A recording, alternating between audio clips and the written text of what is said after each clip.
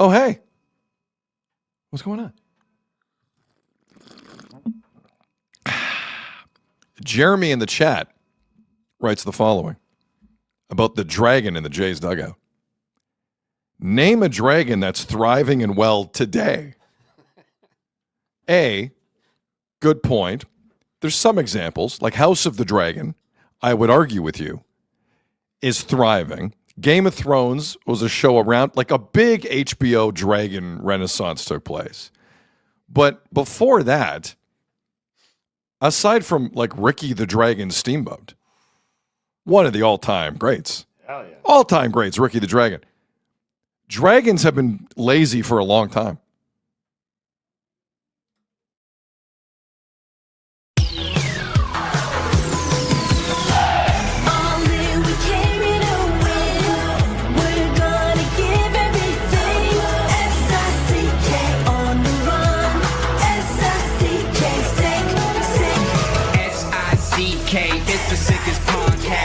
For the audio, or you can even watch back, giving players all the props or put them on blast. We don't give no hot takes, only talk facts. We're giving all our devotion, riding high on this wave of emotion, going all out, yeah, cause this is our time. No, ain't no stopping us till we reach the finish line. All in, we came here to win. We're gonna give everything. S-I-C-K on the run. S-I-C-K, sick, sick. On fire, we're ready to fight. We'll bring the house down tonight. S-I-C-K on the run. S-I-C-K, sick, sick. Play it on the car ride, play it when you lounge. X and O, you know that we can hold it down. Shout out to my man Sammy, got it off the ground. And to all the listeners tuned in right now, got debates, analysis, and speculation. This is sports talk for the new generation. You know where to find us, got a reputation. Sick podcast, your #1 sports destination. We're giving all our devotion, riding high on this wave of emotion, going all out, yeah, cause this is our time. No, ain't no stopping us till we reach the finish line. All in, we came here to win. We're gonna give everything. S-I-C-K on the run. S-I-C-K, sick, sick. On fire, we're ready to fight. We'll bring the house down tonight. S-I-C-K on the run. S-I-C-K, sick, sick. S-I-C-K is the sickest podcast. Tune in for the audio, or you can even watch back, giving players all the props or put them on blast. We don't give no hot takes, only talk back. S-I-C-K, S-I-C-K, S-I-C-K, S-I-C-K, S-I-C-K, S-I-C-K,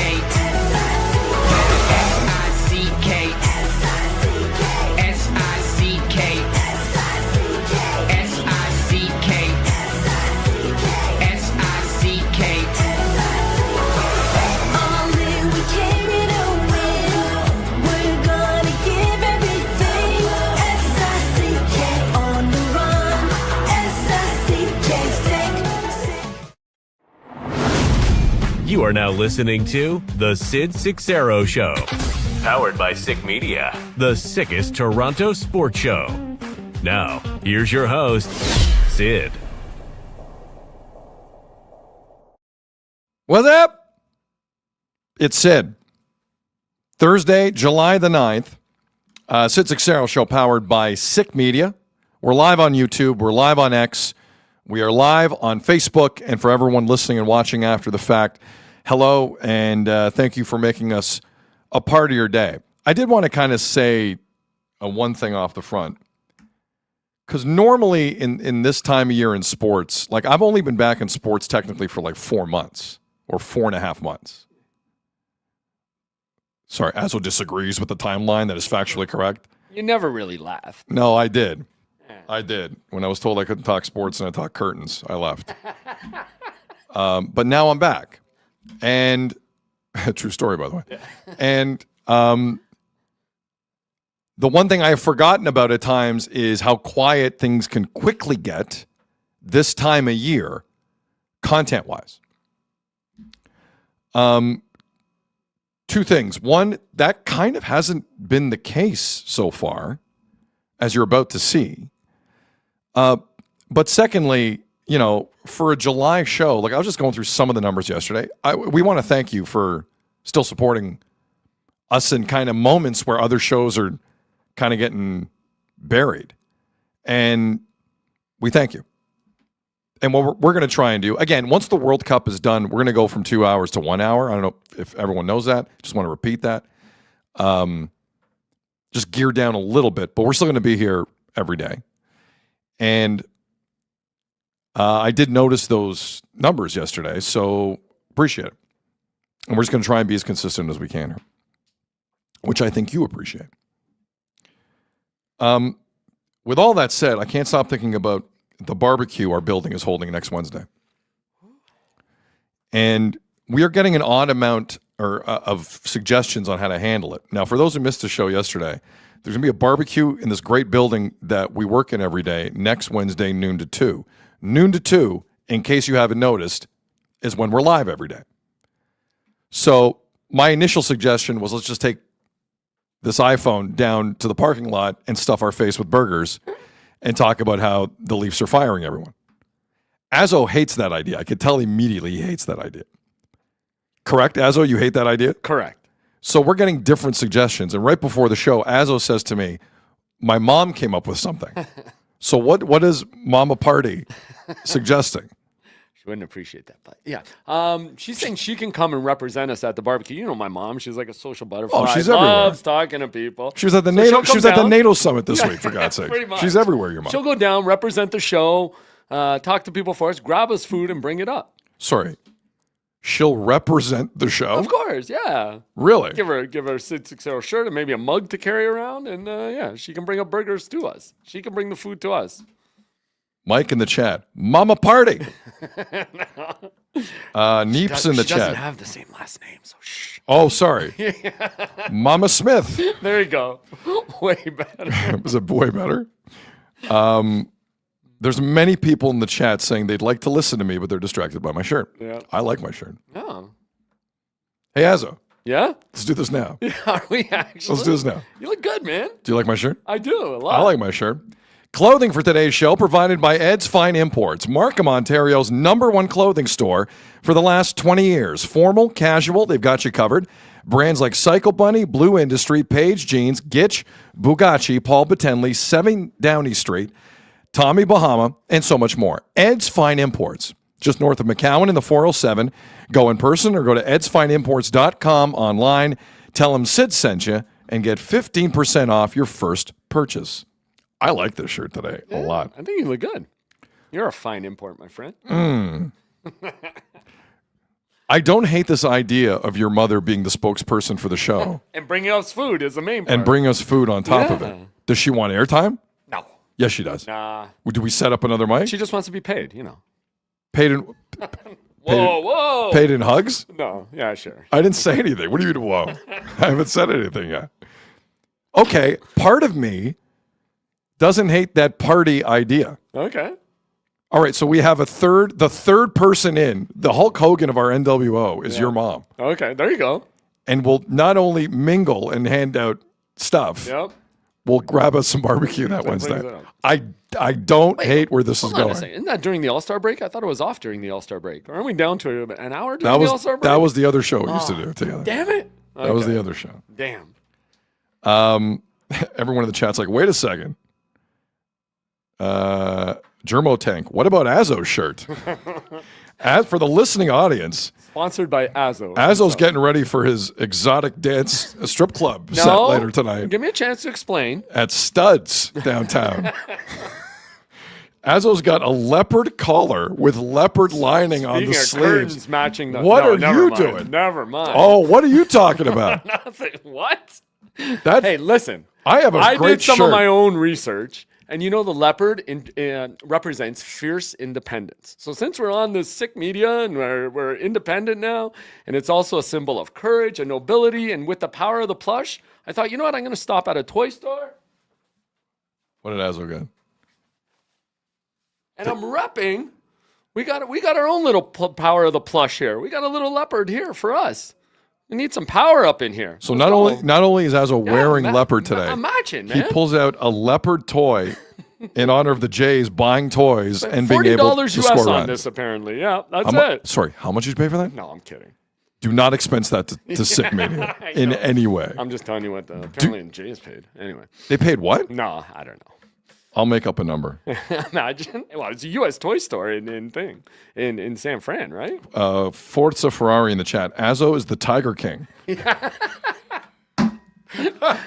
Yeah. So now do we reference the Jays as the dugout of the dragon? You said House of the Dragon in the intro today. Is it dugout of the dragon now?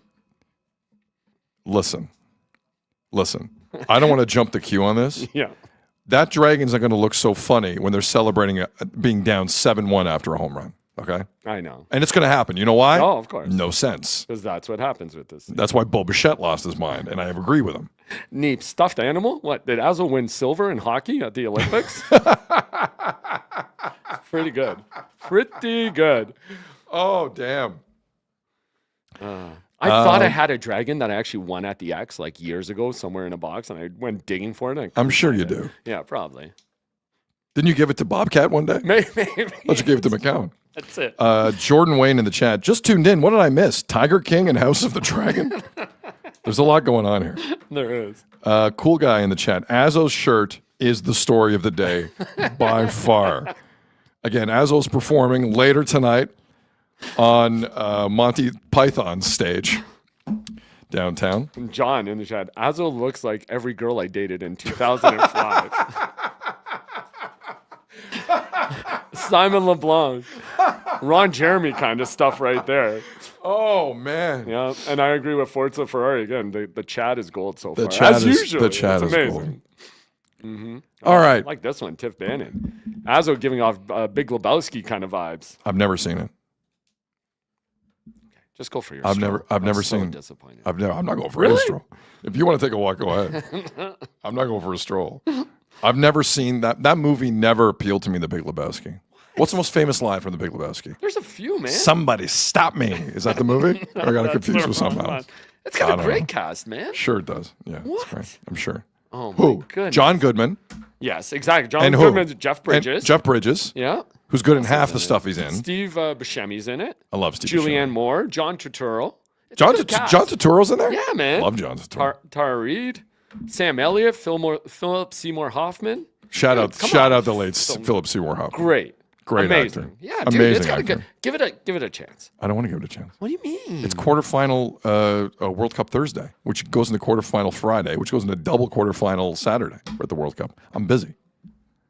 I just can't watch stupid movies. Yeah, well, that's just like your opinion. I have man. to sit there and watch this World Cup disintegrate into, oh, it's not fair, you cheated. You just That's ruined what it. this World I tried Cup's to give you a disintegrating. line. I tried to give you a line from the movie, but never mind. From a movie Move I on. didn't see. Yeah. Thanks. I was for sure going to pick up on that.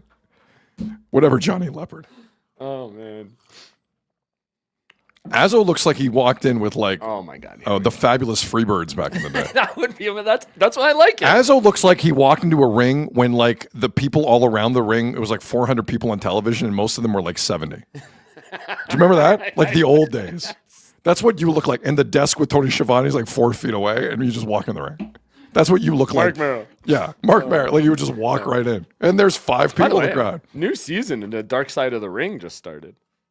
Oh, really? Yeah, man. Dude, some of the craziest TV I've seen in the last 10 years Yeah, is it's Dark crazy. Side of the Ring. It's so good. What's like the highlight of the new Dark Side of the Ring? I haven't seen the whole season because I think just two. I think they're releasing episodes like weekly. Right. So the first 2 are on Jeff Jarrett and when he started TNA. Well, that's why Jeff Jarrett's doing all the promo stuff right yeah, now. Right? that's why he's everywhere. I never found Jeff Jarrett that interesting. It's like, J-E, hey, double F, first, J-A, double first R, off, E, first double T. off, don't act like you invented hitting people in the head with guitars. Oh my god, the honky tonk man. Don't even start with that, Jeff Jarrett. I got a guitar. Great. Look at me. All right, I think we covered all the topics. Yeah, I off think the so front. too. And we figured out the barbecue, so Yeah. check. I'll let my mom know she's in. Yeah. If she wants to go down there. Azul's mom goes, we're Rob. doing a live show. Azul's mom is circulating and mingling in the building, telling everyone how Azul really carries the show every day. 100%. What a jerk you are. Roll live in the chat, speaking of moms. Azul, my mom's 60th is this weekend. What's your rate?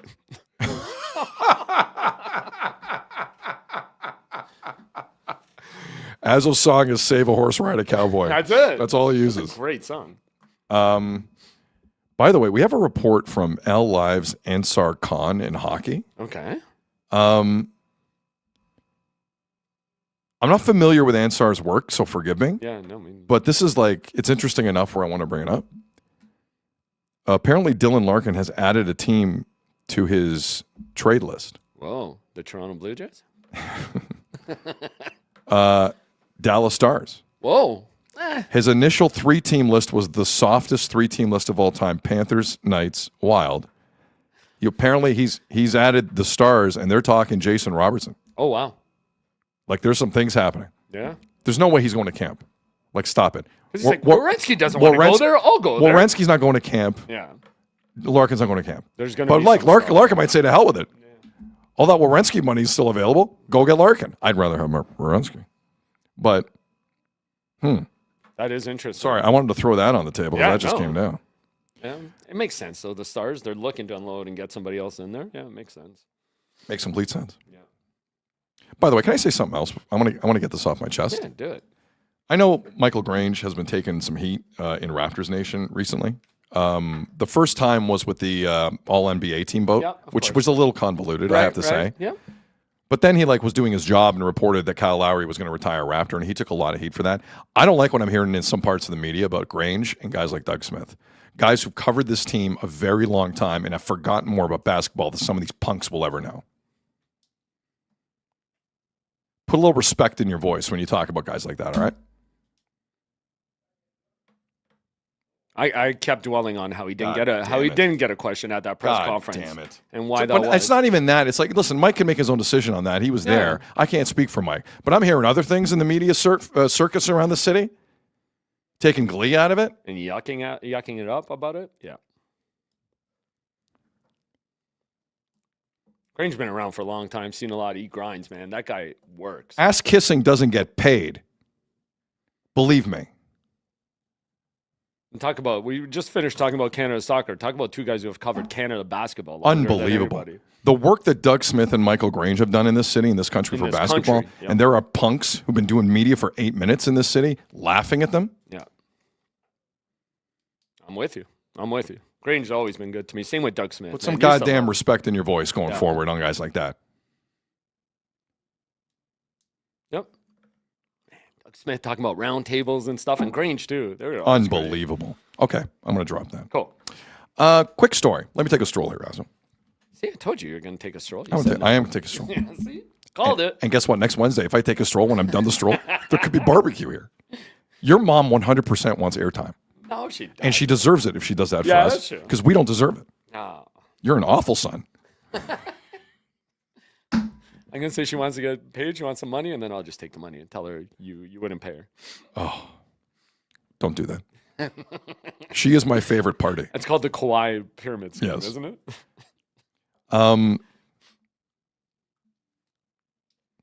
Many moons ago, like I'm talking 2004, like when the Calgary Flames were in the Stanley Cup final against Tampa. What a great final that was. I worked at a place called the Score Television Network. I was sent to cover what could have been the first Triple Crown run since Secretariat. It was a horse called Smarty Jones. And I was sent to the Belmont. There was like 100,000 people there. Hands down, it is the craziest thing I've ever been at in my life. And so that was the assignment for me that week, is kind of just see if this horse can win. So there was some downtime. And I was with a producer at the Score, Chad Walker, who I love dearly. Love Chad. And we had some downtime. So one night we went to a Mets game at Citi Field. Again, this was 2004. So The second the Mets starting pitcher, whoever that was, gave up a hit, there was an old guy walking around. I don't know if he dealt with concessions, but he would always yell out, "There goes the no-hitter." Because at that point, the Mets had never had a no-hitter in franchise history, ever. Which was odd. Like, they're not the oldest team, obviously, but, like, they're a pretty big team. That was 2004. Eventually, they would get their no-hitter. It was Johan Santana in 2012. And then they would get another one 10 years later. It was like a weird team no-hitter, which no one cares about. But the Mets went from having no no-hitters to 2. But it is like a thing you think about. It's not the most important thing in your life. But you know, you care. As baseball fans, you care about a no-hitter because they're cool. It's hard. And as baseball has evolved, it's gotten harder. Like, pitch clocks are the anti-no-hitter tool. Like, a pitch clock is the last thing you want. Like, occasionally you want to kind of slow down and take a breath. Occasionally you kind of want to think about things. When you get to 90, 100, 110 pitches, 115 pitches, you want to kind of ease up. So it's now harder in the game of baseball, one could argue. And for Blue Jay fans, the no-hitter has always been a really, really elusive thing. It's been like their Moby Dick, like the obsessive thing they've kind of searched for forever, aside from a championship, obviously. But the Jays, in terms of no-hitter near misses, are one of the most disaster-stricken teams in the history of Major League Baseball.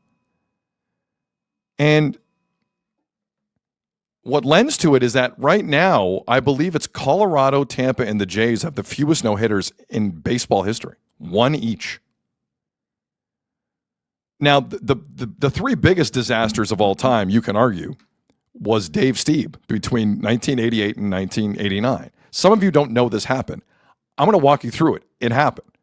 Dave Stieb, clear ace of the Toronto Blue Jays at the time, a guy who started 2 All-Star games. Only 2 Jays pitchers have started an All-Star game. It might be 3 next week. We'll see. But 2 have only done it. It's Roy Halladay and Dave Stieb. Dave Stieb in 1988, September 24th of 88, against Cleveland, lost a no-hitter with 2 outs in the 9th inning on a single. Julio Franco. 6 days later, the exact same thing happened against the Yankees. He was 1 strike away from a no-hitter. Roberto Kelly of the Yankees busted it up. Can you imagine losing 2 no-hitters in 6 days with 2 outs in the 9th? What a kick in the groin that is. Now, again, this is a Jays franchise that had won a division, but like hadn't won the ALCS, hadn't won a World Series, like still kind of looking for those kinds of amazing things. So Dave Stieb has 2 of the rougher starts in the history of the Toronto Blue Jays, losing a no-hitter with 2 outs in the 9th in 1988. The next year, same thing happened. He lost a no-hitter on August the 4th to Cleveland with 2 outs in the 9th. That's 3 potential no-hitters for Dave Stieb with 2 outs in the 9th. Oh, my God. Dave Stieb was always my favorite Jay growing up. And there were good candidates there. George Bell, Tony Fernandez, Barfield, Mosby, all of them. All of them. Buck Martinez, Ernie Witt, Gruber, all of them. But it finally happened for Dave Stieb, September 2nd, 1990. At Cleveland Municipal Stadium, 4th time of asking, Dave Stieb, being hugged by a young Pat Borders, gets the no-hitter that had eluded him for basically 2 years. Captain Ahab got his whale. Now, you would think maybe this would open the floodgates for the Jays and no-hitters. It didn't. The story got a little weirder. Roy Halladay, September 99, close, no cigar. Dustin McGowan in June of 2000. Remember the Dustin McGowan no-hit bid? No, I thought you were going to say the Dustin McGowan era. Remember the sideburns, Dustin? Do me a favor. Get a picture of the Dustin McGowan sideburn, please, Azo. Brandon Morrow in August of 2010. He came close. And then two of the odder ones over 18 days. Bowden Francis 2 years ago, who's like not even a major leaguer right now. Bowden Francis 2 years ago, over the span of 18 days, took 2 no-hitters into the 9th. Couldn't close the deal. No-hitters are amazing, but they're tough. Blue Jay fans know that. The Blue Jays know that. That's why it's such an amazing thing when it happens. Like this was the Toronto Star the day after Dave Stieb got his no-hitter. And for the listening audience, and for those of you watching who don't know, this is called a newspaper. You used to walk into any convenience store, have them delivered to your house. It's like the internet was delivered to your house that day. Couldn't update throughout the day, but it was the internet. Would have the standings and all the stats and the TV schedules and TV guides, and it's kind of an amazing thing when you think about it. Finally is the cover of the Toronto Star sports section after Dave Stieb gets it done at Cleveland Municipal Stadium. 4th time of asking. It would have been a crime if Dave Stieb didn't get his no-hitter. There's also some hilarious stories on the right side. Not all hilarious. Some serious, actually, the more I read them.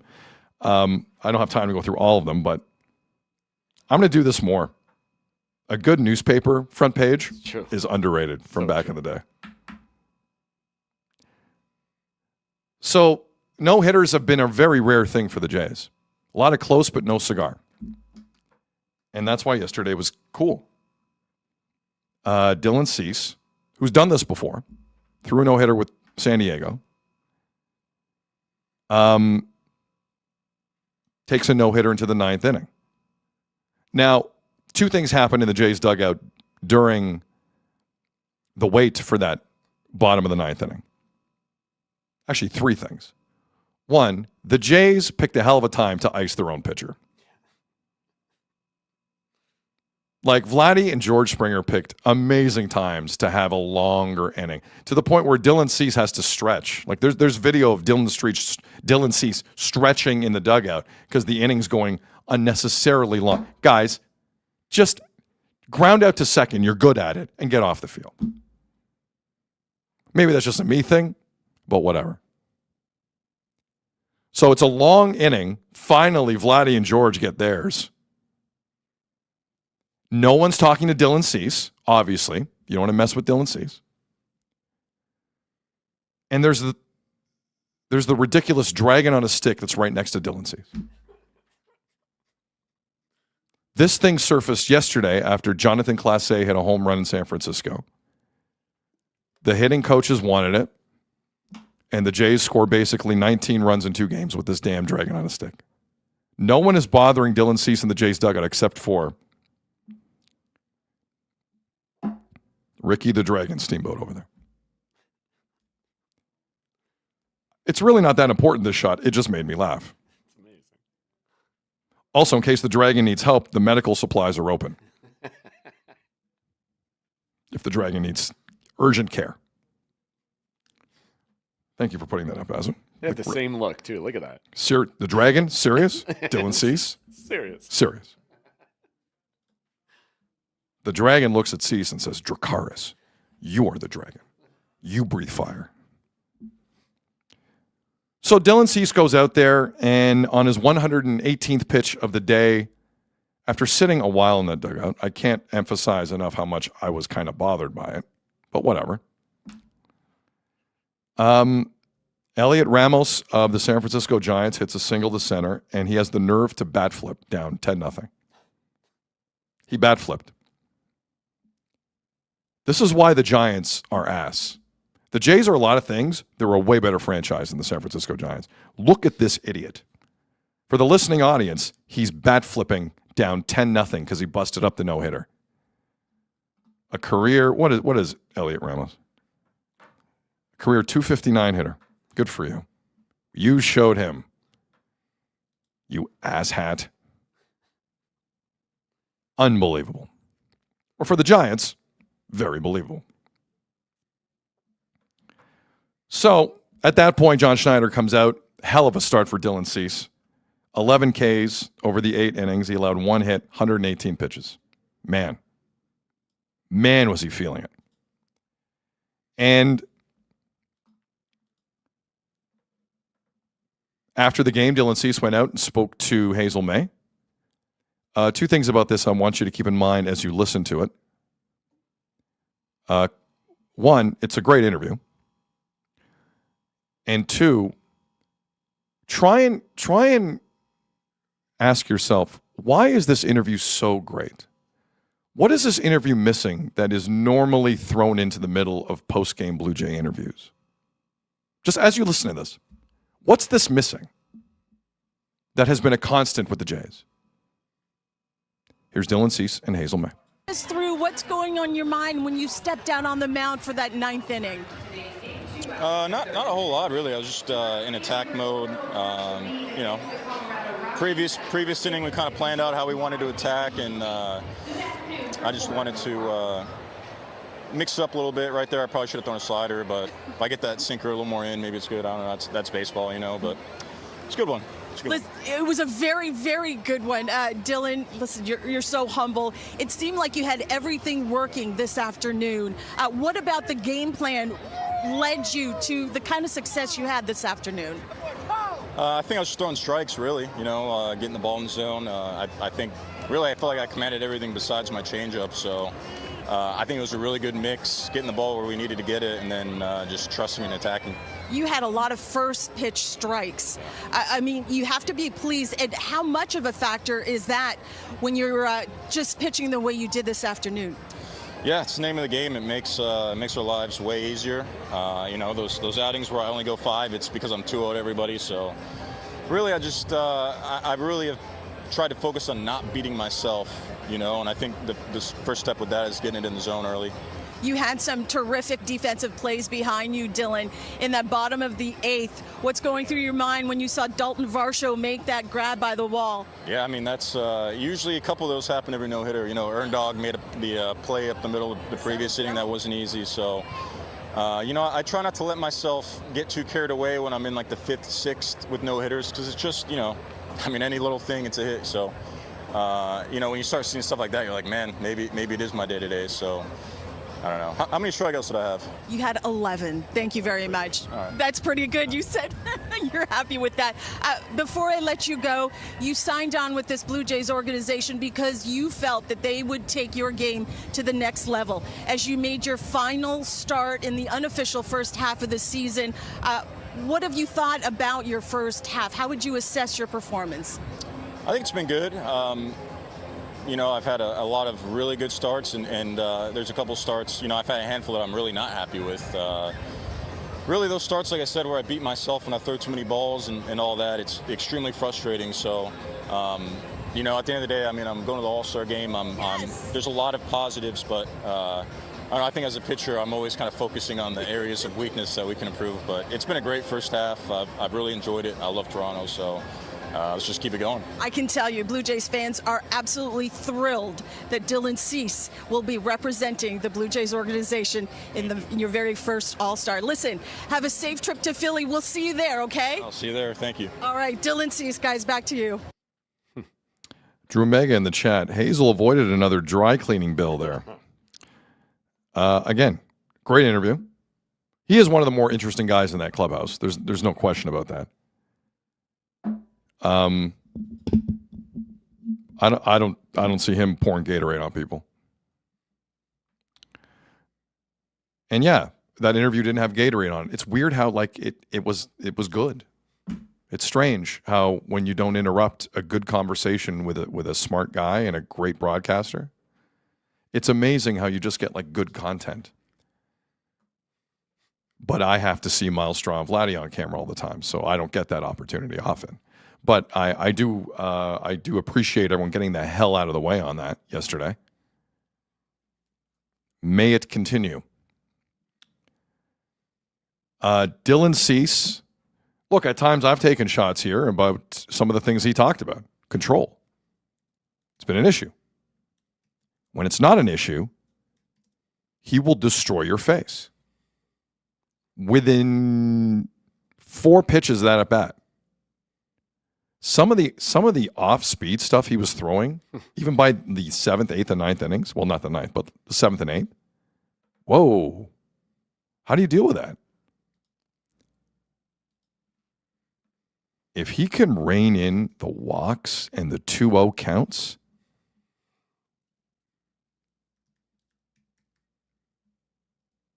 he schemes. Like cut the BS. Look at his Ks per 9. If he can avoid those walks, he is the best pitcher in baseball. Best starter. That was fun to watch. I got to be honest.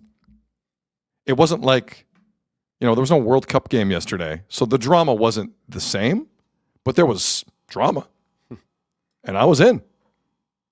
That was an entertaining Jays afternoon. Haven't said that a ton over the last 3-4 weeks. But that was fun. And if you can get the control under control, that's not the last time we're going to see Cease flirt with that great whale known as a no-hitter. Maybe he'll join Steve one day in franchise history. Although I still kind of think it's cool Steve's the only guy. Because Steve was my guy. Shout out Dave Steve. Jeff has a party. Good afternoon. Good afternoon again, Sydney. And yes, everybody, we see the breaking news, and we'll get to that momentarily. Yes, without a doubt. We thank you for pointing it out, and we'll get to everything that happened today. The Ducks have matched on Leo Carlson, so we'll get to that momentarily. Not a shocker, but I do have a statement from ownership that's very interesting from the Ducks. I noticed a couple things in it too, and people are pointing out some of the Leaf news that we found out today. We'll get to all of it. We're just starting, guys. It's 12:36. Yeah, exactly. I appreciate y'all. It's 12:36. We got nothing but time here. Azzo, so your thoughts watching that play out yesterday? It was awesome. You have to stay glued to your TV and watch it. I was almost late for the Temple game trying to watch it, but thankfully the GO train was delayed, so I made it in time and everything. It was okay. Yeah, the longest drought. Did you have fun at the Temple game? I had a great time. And besides I'm getting killed. A rash was there. Yep. Stars started to fail. It was. It really was. Awesome. Kyle Lowry's wife. Kyle wasn't there, but his wife was. Kyle was at the golf tournament in Lake Tahoe. Yeah. Anyway, but it is the longest drought between no-hitters for any major league team. So I would like to see him do it. And he did throw the second one in Padres history, so I think he will be the one to throw the second one in Jays history. I really do. Okay. Is it the longest drought? Yeah, that's what I thought there was yesterday. one team with a longer one. Oh, maybe I'm wrong. I'm sorry, Azzo. No. That's what they said on the broadcast yesterday. Okay. I'm pretty sure. I thought I heard that for sure. Okay, no problem. Then I got it wrong. And the one thing I want to point out to you, I get everything you're saying and his control and everything, but scoring 5 runs in the first inning allows him to be aggressive and go at guys. They brought it up post game a couple of times. Yes, because it's 100%. It's a how many when you have a starting staff. Let's be honest here. They have 3 pitchers on their starting staff right now. So if you're either Savage, Gosman, or Dylan Cease, and you're already down 1-2-0 after the first or second inning, it feels like it's over. Much like it did in 2024. Right. It's the exact same feeling in 2024. It's like walking on eggshells, right? You're pitching around because if you give up 1 home run or a 2-run homer or a 3-run homer, the game could be lost for you. For sure. So you're pitching on eggshells, you're trying to hit your corners. So when you're up 5-0, it lets a guy like Cease just be aggressive and go at it. And that will help him out so much if this offense could get going. That's the one thing I wanted to point out because I think you see a different aggressive Cease if they can score those runs early and give him a couple run lead. Chat's on fire right now. Yeah, it is. Greatest game on earth. Imagine having a lead to start. LOL. So you're right. Apparently, everybody's pointing out Cleveland has the longest no-hitter drought. It is Cleveland. Yeah. Interesting. Okay. The team Steve did it against, and it was funny for Steve that the one right before was against the Cleveland team. Too. Cleveland at the time, the Indians, no longer the Indians. Right. I knew I was going to be right about something this week. Yeah, well, there you go. Sorry, my bad. I could have sworn I heard on the broadcast. Whatever. It's still a long drought, too. Yeah, it is. It is. But I think he will be the second one to throw it in Jays history. This guy's just getting going, man. Oh, my God. This is not the last time he's messing with this year. And quite frankly, the Jays are going to need it. Marty in the chat, don't forget about the grand salami from Okamoto. I was about to bring that up, too. Was that a grand slam, though? Well, yeah, that's a big Is that not the weirdest, where's the yellow line? Just give me a line. It's the start of the green thing, the green metal. It didn't feel like it was the start of the green thing. That's for a ballpark that nice in San Francisco. That's a weird part of it that you don't even know. And if it's hit to right field like that, even Schulman said he had to Google it on the fly because it is weird. If Schulman doesn't know, then you got a problem because Schulman knows everything. 100%. That's what I thought. Exactly. It's ridiculous. Ridiculous. But it is amazing. Like, that's just an indication of the year. Like, their two biggest free agent signings of the year. One guy hits a grand slam, and he's been your best offensive weapon this year. Yeah. And the other guy almost throws a no-hitter. And this team that went to the World Series last year is being led by two new guys. Like, where's the rest of the team?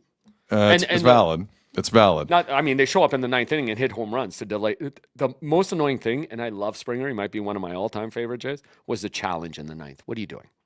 Yeah, like, come on. I'm with you. Yeah. Well, it wasn't worse than Alex Call of the Dodgers, who used 2 ABS challenges in the same at bat in the first inning. And Dave Roberts wanted to kill him. Yes, of course. Everybody should have. I was stunned a team as organized as the Dodgers would let a kid do that in the first inning. In the first inning, and on consecutive pitches. That was crazy. He lost one and then challenged the next one and lost it too. No 3-putting in the chat. The Blue Jays will waste Cease's season. I'm leaning that direction. I'm not willing to just definitively say I believe that yet. Do you believe that? They're going to waste Dylan Cease's campaign. Like Dylan Cease's. Like what's waste? Like they could get into the wild card and he's one of your pitchers. No, if you miss the playoffs with this season, I think let's define that because it's a good question. I think that's wasting. If you get in the postseason, I don't think you've wasted it. Right. If you don't, it's a very I know it's a very simplistic view I have, but that's kind of where I'm at with wasting a season. But you got 6 more years of this. Like, be excited about that. You're good. And I think he's just finding his groove here. You know what I mean? All that stuff you're talking to, he knows it, and he's working on it. And with a guy like Pete Walker, I think he's going to find it. I've been a big fan of his in this signing forever. You have. I haven't liked the walks, but Azzo has been 100% supportive. But again, I think that's kind of situational pitching. And with this team having no offensive power, you have to kind of pitch like that. Some of the 2-0s I've seen with this guy haven't been situational. It's just been kind of weird. Way offside in the chat. No way they're going to waste it. They have a dragon now. It's true. Good point. Sorry, there's a lot going on in this chat right now. It really became like a busy news day relatively quickly. All right, so let's dive into. There was another aspect to this, Azzo, that I think is really interesting. Yeah, I can't wait to get into because there were 2 things going on yesterday. There was the Jays game. One more thing. Go ahead. I think he kind of coughed that up because Arias broke up a no-hitter when he was with the White Sox, and he was on deck, and his head got a little bit away from him. You think it was Arias that got him? No, because he had broken up a no-hitter when he was in Chicago. Right. Did you know that on September 3rd? What's the date? Yeah. And he mentioned it after the game. Did you hear that? I caught that. Where he's like, at least it wasn't Arias who brought it up. So I think it was in his head that Arias was coming up, and if he's the guy who breaks it up for a second time in his career, maybe. I think he got a bit ahead of himself, and hey, shows how tough it is to pitch in the 9th inning. But it's also Arias was also on the field when he got the San Diego no-hitter. Right. They were teammates in San Diego. Right. Why does Arias keep bouncing around for a guy who never strikes out? Can lead the league. Do you not find that weird? Yeah. Something's going on with Arias. I agree. That guy's talented and never stays on a team. Yeah. I'm just throwing it out there. Okay, but sorry, back to this angle of it. Because so the Jays, you have John Schneider letting Dylan Cease go to try and get the no-hitter. Yesterday in Pittsburgh, they had a kid named Jared Jones pitch. And it was like his 8th start off of UCL elbow surgery. And the kid had a perfect game through 6 innings. So Don Kelly, the manager of the Pirates, took him out. Yeah. And it got a lot of people's attention. He's 24, but he's coming off surgery. Now, Jared Jones, the pitcher in question in Pittsburgh, wasn't that upset about it. But they did ask Pirates manager Don Kelly. And I know a few of you are just realizing who the manager of the Pirates is in this moment. It is Don Kelly. He said this, it's a tough one, man. We talked about it before. Health is the most important thing. Winning the game and then personal accomplishments is third. Wanting to stay healthy and wanting a guy to stay healthy is the number one thing with these guys because we need Jared for the rest of the season throwing the ball like that. Now, the Pirates right now are in uncharted territory for them lately. They're a game above 500. So they're in a weird headspace where they don't know what to do with this. Like, they don't want to screw this up. So part of me understands that, but that's still a perfect game. Meanwhile, you have John Schneider, who's used more relievers than anyone else in Major League Baseball, who hates letting starters go any distance. And he's leaving. I mean, he's sending Dylan Cease out there on, like, what do you have, 116 pitches through 8 or something like that? Close. Something like that? And I know I've been very hard on John Schneider, and justifiably so, and a lot of you have as well. What we're about to play for you here is one of my favorite ever John Schneider answers. Ever. Yeah. Because at some point, this is entertainment. At some point, we're all watching a show. At some point, it's about what happens next. That's why sports is amazing. What happens next? Unless it's FIFA and everything's already written. But in baseball, what will happen next? And John Schneider, after the game, was asked, any thoughts about not sending out Dylan Cease for the 9th inning, considering how many pitches he's thrown? Here's what Schneider said. I'm a fan of baseball. I want to make sure that the guys are, put in good spots for both short and long term. And I'm a fan of baseball. You know what I mean? I think if a guy has a chance to throw a no-hitter, I think you let him do it, and I think you make adjustments after that. So Dylan, I think he's done it before, and he's really durable, so he's really in the category where you can kind of be pretty aggressive with it, but not very often you get to see that. So if I can let a player have that opportunity, I'm going to do it every single time. Maybe not every single time, but as long as I'm allowed to. Great answer. Sorry. I know some of you don't want to give any credit to this guy, and there are moments where I'm with you. That's a great answer, and that's what I want my manager to say. 100%. Understand the moment, too. People are tuned in. People are watching this. And you know what? Let them try for it. Jays haven't had a lot of good headlines lately. 100%. You might want to ride this one out and see where it goes, right? And again, this is a manager who has 3 starting pitchers. Right. No manager in baseball has more of a right to watch the pitch count on Cease than Schneider, considering the fact he's bullpenning essentially or throwing a free hit out there with Shane Bieber 2 out of every 5 days. I would understand. I mean, who am I kidding? I'd rip it a little bit today. But part of me would understand. Hell of an answer from John Schneider. Do you like that answer? Of course, you got to let the guy go for it. And it does depend who it is. Love it. But I feel like they've been pushing their pitchers to a limit. Like they've let Trey ride out a little bit lately too. Like he's gone a bit extra. And even that game Gosman got destroyed and they let him pitch 2 extra innings even after he wanted. But I love the Keegan Matheson tweet about how after the 6th, Cease went up to him and said, I got 120 pitches in him. And then after the 7th, he went up and said, no, I got like 130 in me. Like he just wanted to keep pushing. Oh, he wasn't coming out. Right. He wasn't coming out. And Schneider, I think, understood that. And hey, this is a guy, Schneider, who's had to face criticism of pulling pitchers early. Go to Barrios in the playoffs. Yes. You Savage last year in the playoffs when he was having that awesome start against the Jays. And I feel like there was one with a no-hitter where they yanked the guy, but I couldn't find it or remember it. Anyways, but those are the 2 I thought of. And he knows the heat he'll take if he did that. Neeps in the chat. Great answer from Schneider. Now fire him. It's pretty. I'm sure Neeps is not the only Jays fan with that opinion. Mr. Sante, applauding Schneider on something he did? Turning point of the season, Turning maybe? point of the season. Not the Dragon. No. John Schneider. With an actual baseball answer. Good. Turning point. By the way, the Jays really didn't want this off day today. Yeah. 19 runs in 2 days. Again. After 1 run in 3. San Fran. Oh, whatever. Yeah. Wins are wins, man. No, you're right. They're in San Diego this weekend before the All-Star break, in case some of you don't know. And then it's the All-Star break. So let's talk about this. Mm-hmm. Because Dylan Cease going to the All-Star game. John Schneider is the manager of the American League in the All-Star game next Tuesday in Philadelphia. So John Schneider, I'm sure there will be a conversation about who starts on the mound for the American League. But John Schneider, as manager, might have some more pull than most.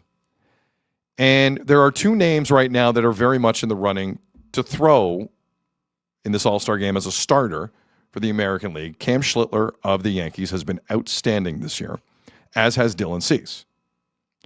Now, there's a rule in Major League Baseball. If your pitcher throws on a Sunday, Zach Wheeler of the Phillies is dealing with this right now. He's super pissed. If you throw on a Sunday in Major League Baseball, you cannot pitch in the All-Star game on Tuesday. It's the physics of it. It's been collectively bargained. It is what it is.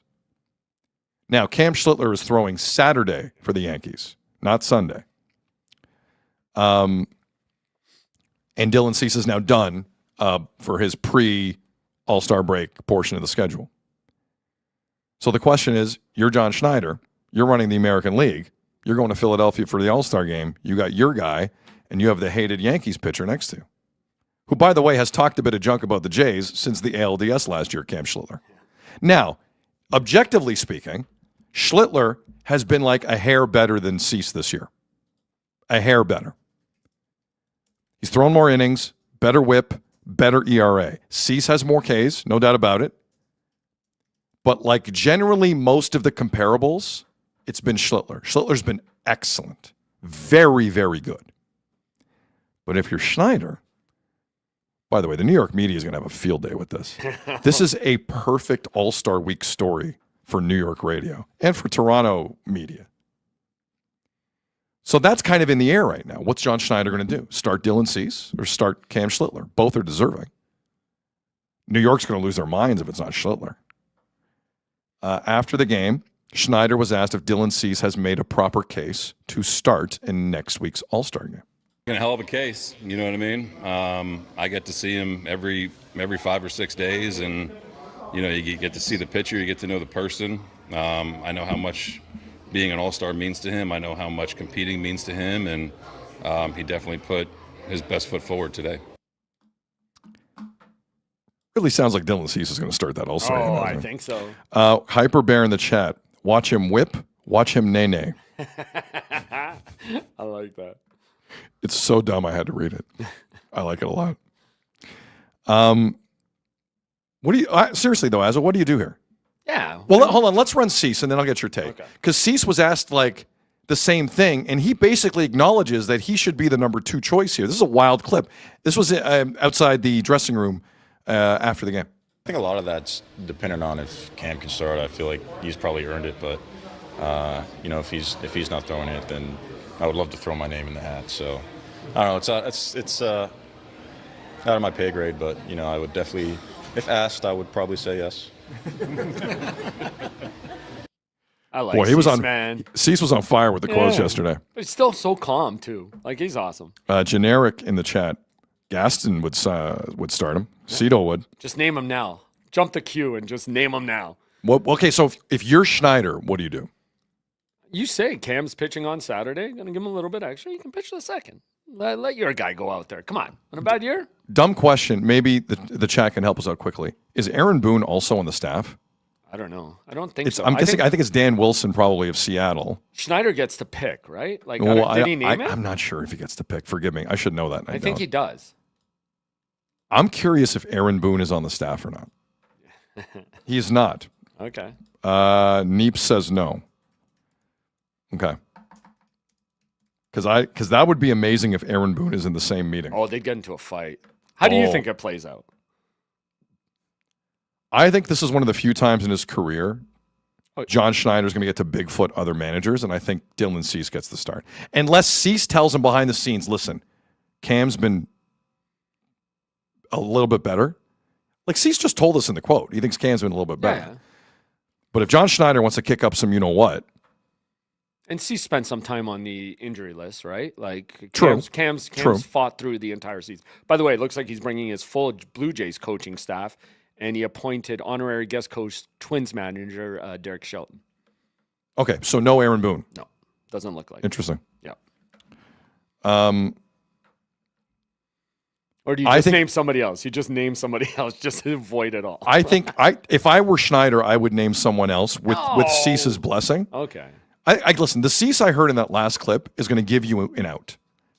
Because you're going to take a lot of stuff. Yeah, but do it. You would do it. Yeah, hell yeah. All right. Gotta be the heel. Like you're the Jays anyways. right. You just went to the World Series. That's why you people are like, why is he managing the All-Star game? Some people don't know. It's because they went to the World Series last year.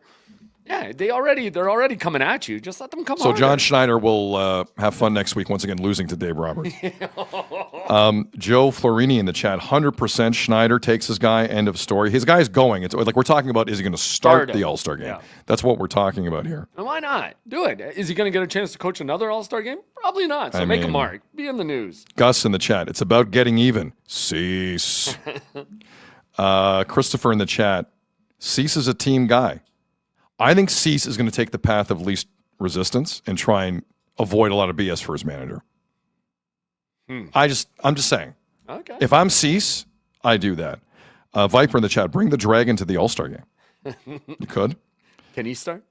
Jordan Patrick in the chat, Cease is a big yoga guy. I don't know. Is it true? Yeah, he is. Okay. I don't know what the Can't relevance you hear is. the calmness in his voice? Yeah. I Oh, don't know no, what it's the true. relevance- No, that's true. That's what you're talking about. He's a painting guy. He went to the where'd he go? The AGO. The AGO. The yeah. AGO? Yeah, the AGO. You went to That's the what I AGO. call it. Yeah, That's the what I call AGO. it. We should go to the AGO one day. Let's go. Cool in the chat. Come on, guys. Dave Roberts still wishes he was John Schneider.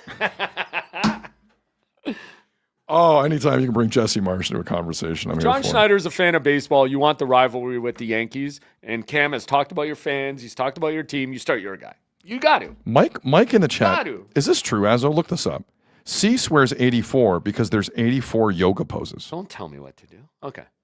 Is there 84 yoga poses and that's why he Probably. I wears believe so. 84? But how hard is it to invent a new yoga pose? I thought there was 92. I thought that's why Gavin McKenna picked 92. There was 92 yoga poses. No, Gavin McKenna picked like a mix of 9 and 27. There is something about yoga that... Is there 80? No, I'm asking. Is there 84? looking it up. Hurry up. What do you act like we're going to the go? 84 classic yoga. That's yoga why he poses. wears 84? Yeah. Because he does crouching. How many? Isn't there like crouching hidden dragon poses? God. How many dragon? You want me to name all 84 how many, No, poses? but how many have dragon in it? I don't know. How many yoga poses have dragon in it? Because now it's all coming full circle for the Toronto Blue Jays. I have an image of all the yoga poses. You want to see it? No. No, I don't think we can show it. Actually, some of them Yeah. are pretty offside. Here's a list. Let's see. How many are there? Any with the CG dragon? in the chat. Stop dragging the story. Love it. Oh, there's one dragon. Two dragonfly, dragon pose.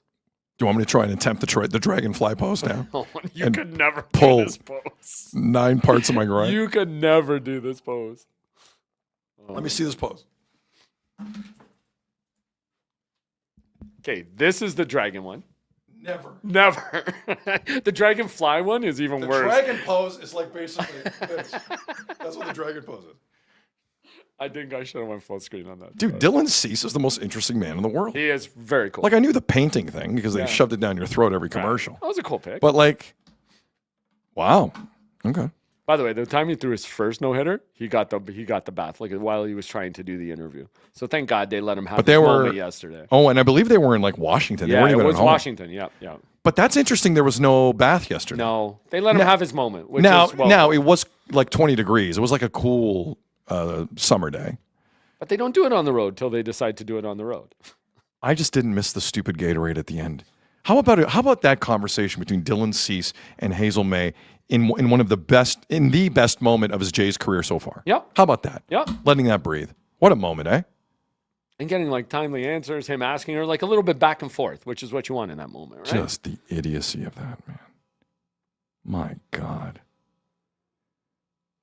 Also, Unc Ryan in the chat, valid point, 84 games in this year's NHL regular season. There you go. Maybe that's why. I think in honor of Gary Bettman extending the season by 2 games. And to rush the preseason, you're going to have to do yoga to make sure you don't get hurt. Ray Bay in the chat, Mason Fluharty on pace, 84 games. 84 is That's like a good it's like the secret number here. It's true. Wow. I'm learning a Well, lot. today. 84 wins get the Jays into the postseason?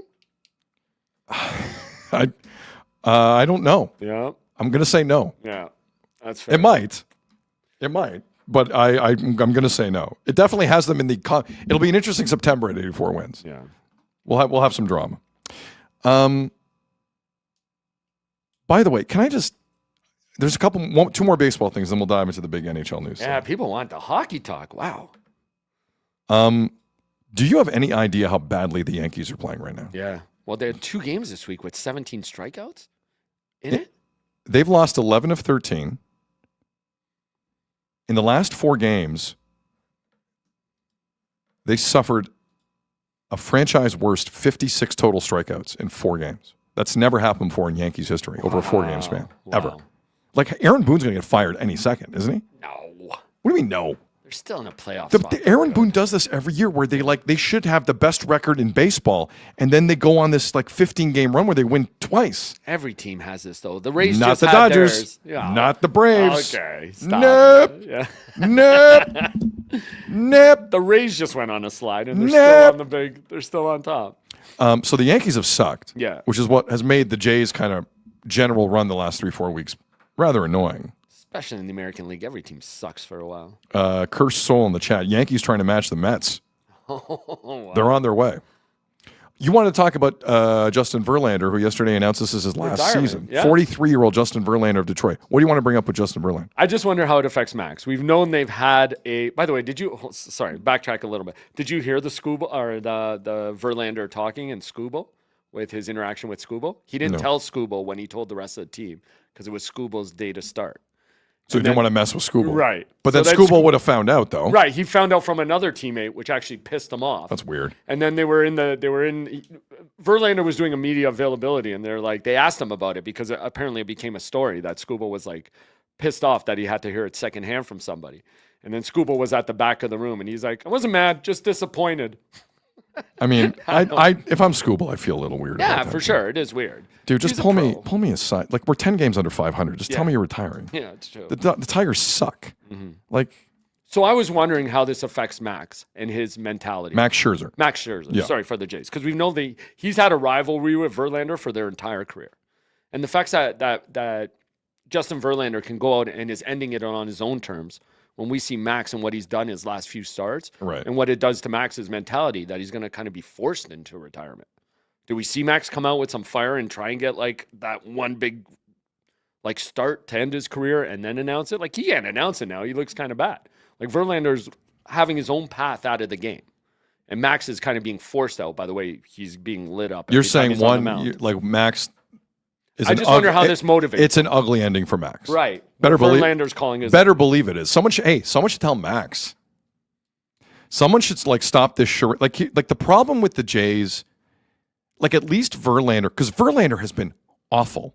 Okay, at least Verlander is giving the organization the out. Right. That okay, we don't have to do this anymore. Max is not doing anyone any favors. Max is done. Done. That one moment in Seattle in the ALCS last year, it was fun. Now it's over. Yeah. So let's stop the BS, because it does look a little sad for a guy with World Series and Cy Youngs on his resume to be looking like this. I think it's unfortunate. It is. It's very unfortunate for a guy. He's a first ballot Hall of Famer. Easily. And having to make all these rehab starts, like going to Vancouver and Buffalo, having to buy a spread every time. Listen, part of me admires that he would go to Vancouver and pitch minor league baseball and go to Buffalo. I mean, like Alek Manoah wouldn't go to AAA at one point. Like I think it sends a good message to some of your kids. Yeah. I do. To see, you imagine those AAA kids there. All of a sudden, Max Scherzer walks in the room. That's kind of crazy. Yeah. And listen, if Max wants to stay in the game, because clearly he can't leave the game, right? No. Then start coaching. You can have the same life. The planes, some of the buses, do the same thing. Do this but this is an ugly look. It's a bad ugly look for Max. You're right. Unfortunate is the perfect way to say it. And now, especially because Verlander is like he's calling his own shot to leave. Like, I just hope Max isn't forced out. And maybe this motivates him and he has one more great start, and then I think it's over. Maybe. Cursed Soul in the chat. Who's the best 40-year-old in all of sports? It's not LeBron. Of course it's LeBron. Yeah, has to. 100% it's LeBron. Yep. Used to be Brady. Now it's LeBron. Even LeBron knows now, though, he's not the centerpiece of a team. He's trying to go to a piece where he's the supporting player. But I'm with you on the look of Max Scherzer. It can't disintegrate into anything worse than this. Yes, agreed. Yep. Hey, Azza. Yes, it. Great time of year. Sure is. Tell me more. Puck drops, tip-offs, first pitches. When the game is on, you call the shots. Head to betway.ca and bet your way. Must be 19 plus. Play responsibly. One more C-stat. Can I give you this one? That should make him start. Dylan Cease of the Blue Jays has struck out at least 7 batters while allowing 4 or fewer hits in each of his last 9 starts. It's the longest streak by any MLB pitcher in the modern era. Not just this season. Sorry, repeat that? Dylan Cease of the Blue Jays has struck out at least 7 batters while allowing 4 or fewer hits in each of his last 9 starts. Longest streak by any MLB pitcher in the modern era. That's crazy. Insane. That's crazy, man. Moose in the chat.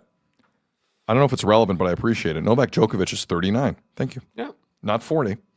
Close. Jordan Wayne in the chat. Sid, where's that free shirt from? Ed's Fine Imports, just north of McCowan in the 407. We did it early, by the way, for those of you jumping on late. Earliest read ever. Earliest read.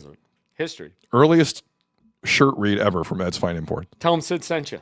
Yes, get 15% off. Tell them Azzo sent you. They'll put you in a figure 4 leg lock. So Chris in the chat, Yager is old. Is Yager like 58? How old is Yarmer Yager? He's up there. He's still playing hockey. Yep. Because boy, does he owe people money. 54. 54. Yeah. I've seen the love of the game before. This is something different. Yeah. 54. What a night at the casino that was. Wow. Okay, so the breaking hockey news here, it's not stunning, but the Anaheim Ducks have matched the Leo Carlsson offer sheet that was put on the table by the Flyers. The Flyers last week signed Leo Carlsson, 21-year-old center for the Anaheim Ducks, to a 5-year, $90 million contract. So Leo Carlsson, in terms of average salary per season on the cap, a player who has never scored 30 goals in the National Hockey League, is now the highest paid player in hockey. Think about that for a second. Wow. Connor McDavid makes $12 million next season. Leo Carlsson will make 18. Bowen Byram's going to make 12.5.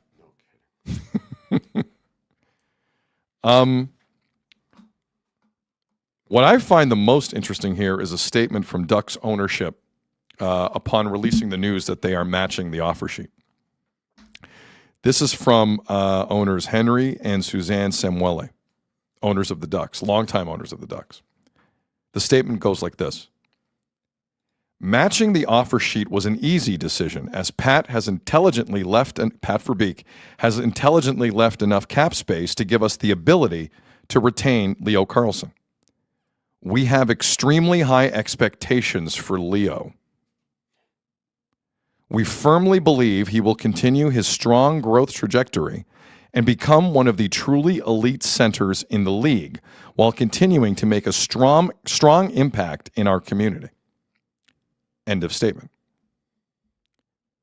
We have extremely high expectations for Leo. Couple things here. I don't think ownership's happy with Pat Verbeek to get to this point. That's clear. Second, that statement was basically ownership grabbing Leo Carlsson by the collar and telling the kid who signed with another team, don't even start with us. You are going to play well, or I'm going to kick you in the shin. See, this is my problem with the Ducks doing this. Leo Carlsson doesn't want to be with you. That's my issue with all offer sheets that have kind of played out like this. There haven't been many in NHL history, as we know. But what fans often forget about an offer sheet is a player signs it. Might as well be a UFA. You've made your decision. Now, the Flyers and Daniel Briere, what they were thinking on this, I have no idea. It was only a 5-year offer, and you're giving up 4 first-rounders. By the time that contract is over, he can walk, and you've buried 4 years of first-round picks. That made no sense to me. If you're going to do it, sign him to 7.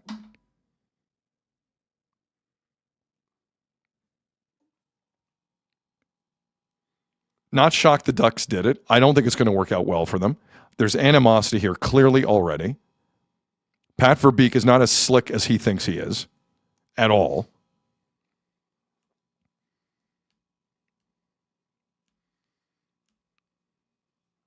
And if I'm Cale Makar, I'm like, you give me $20 million right now per year. Don't even mess with me, Joe Sakic. Don't even mess with me on this. Oh, but we need to free up money to sign other players. Shut up. Leo Carlsson has never scored 30 goals in the National Hockey League. He is the highest paid player in the league. Listen, I understand NHL players have not had this kind of power for a very long time. It's still a league that applauds people like Connor McDavid for doing what he did over the 2-year extension. I'm sure McDavid regrets it for a lot of reasons right now. Leo Carlsson signed with another team. Part of me would have let him walk. Part of me would have let him walk.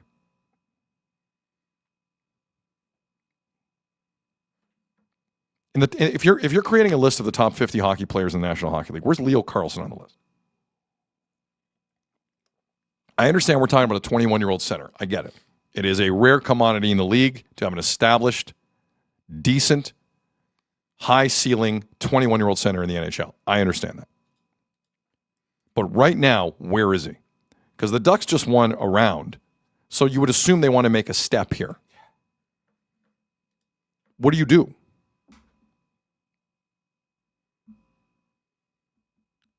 It's a contract he cannot live up to. I'm sorry. It's a contract he cannot live up to. There is nothing in the short term to tell you he's that kind of player. He's going to be a good player, a good to very good player. 18 mil a year, highest paid player in the league. Kirill Kaprizov was the highest paid player in the league for like 8 minutes. That's 17. Boom. Done. I think the Flyers are a horribly run organization. That was an idiotic decision on their part. I know there's history between the two, but to get cute on 18 mil a year is idiotic. Because if the Flyers would have gotten the player, they would have been screwed. It's only 5 years. You're going to burn all your first, and he's going to walk again. You just saw his loyalty. You think he's going to be loyal to you? He's walked away from the Ducks.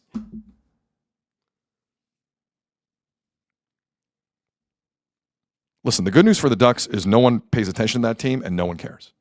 So they can do whatever they want. Honestly, how often throughout the year do you wake up here in Canada and go, what's going on with the Ducks? None of you. Maybe trade deadline for a half a second. Maybe. No one cares about the Ducks. It's an irrelevant market. But they're gonna have a hard time with this one. Like Leo Carlsson has to work to prove to you he's a 40-goal guy in this league. He hasn't scored 30. And on top of that, he's part of your leadership core now. He just signed with someone else. He's part of your leadership? What the duck is that about? Sorry, I'll watch the language. Steeler in the chat. The Sharks can run Cali now. Asa, what do you make of this? Because I think both teams are kind of dumb for doing I agree this. with you. I agree with you 100%. Like, the 4 picks they would have had to give up for a guy, for to your first. point, for in 5 years, like that's crazy. And you're right. He would have just walked out. He would have walked, 100% he would have walked from or Philly done after the 5 same years. thing. Yeah, without a doubt. Crazy. Yeah, I just think it's got to be a learning lesson for Verbeek because he wasted the negotiating period with this kid. Like, oh, man, you're not going to... Listen, I think for every GM, like the days of the Leafs just walking like Marner to free agency, over. You can't. Over. There's a reason Brady Tkachuk got traded like a week after he asked out. Yep. Like, you can't mess with these guys anymore like that because there's no loyalty either way. So just do what you have to do. Yep. 100%. Do what you have to do. And now they got to figure out Cutter Gauthier, who, like to your point, is probably why there's some history there and some bad blood between these two front offices. And like now, what did I read? They're only like Viper in the chat. Verbeek should be fired for this, in my opinion. I don't. Fired's a strong word because he's built a decent team there. Right. But there's no way ownership's happy. What are they? Best case, they're like the Oilers, who rely on their front forward and like are going to have no money to spend on defense in the next few years. Listen, the best thing they did, I'm not a fan, the best thing they did, Joel Quenneville. Right. Yeah. Joel Quenneville's going to get a lot of juice from that lemon. But their defense is going to look ridiculous in the next few years. I mean, this and to figure out Gauthier, they're lucky to have Dostal like locked up, but who knows if he stays on par.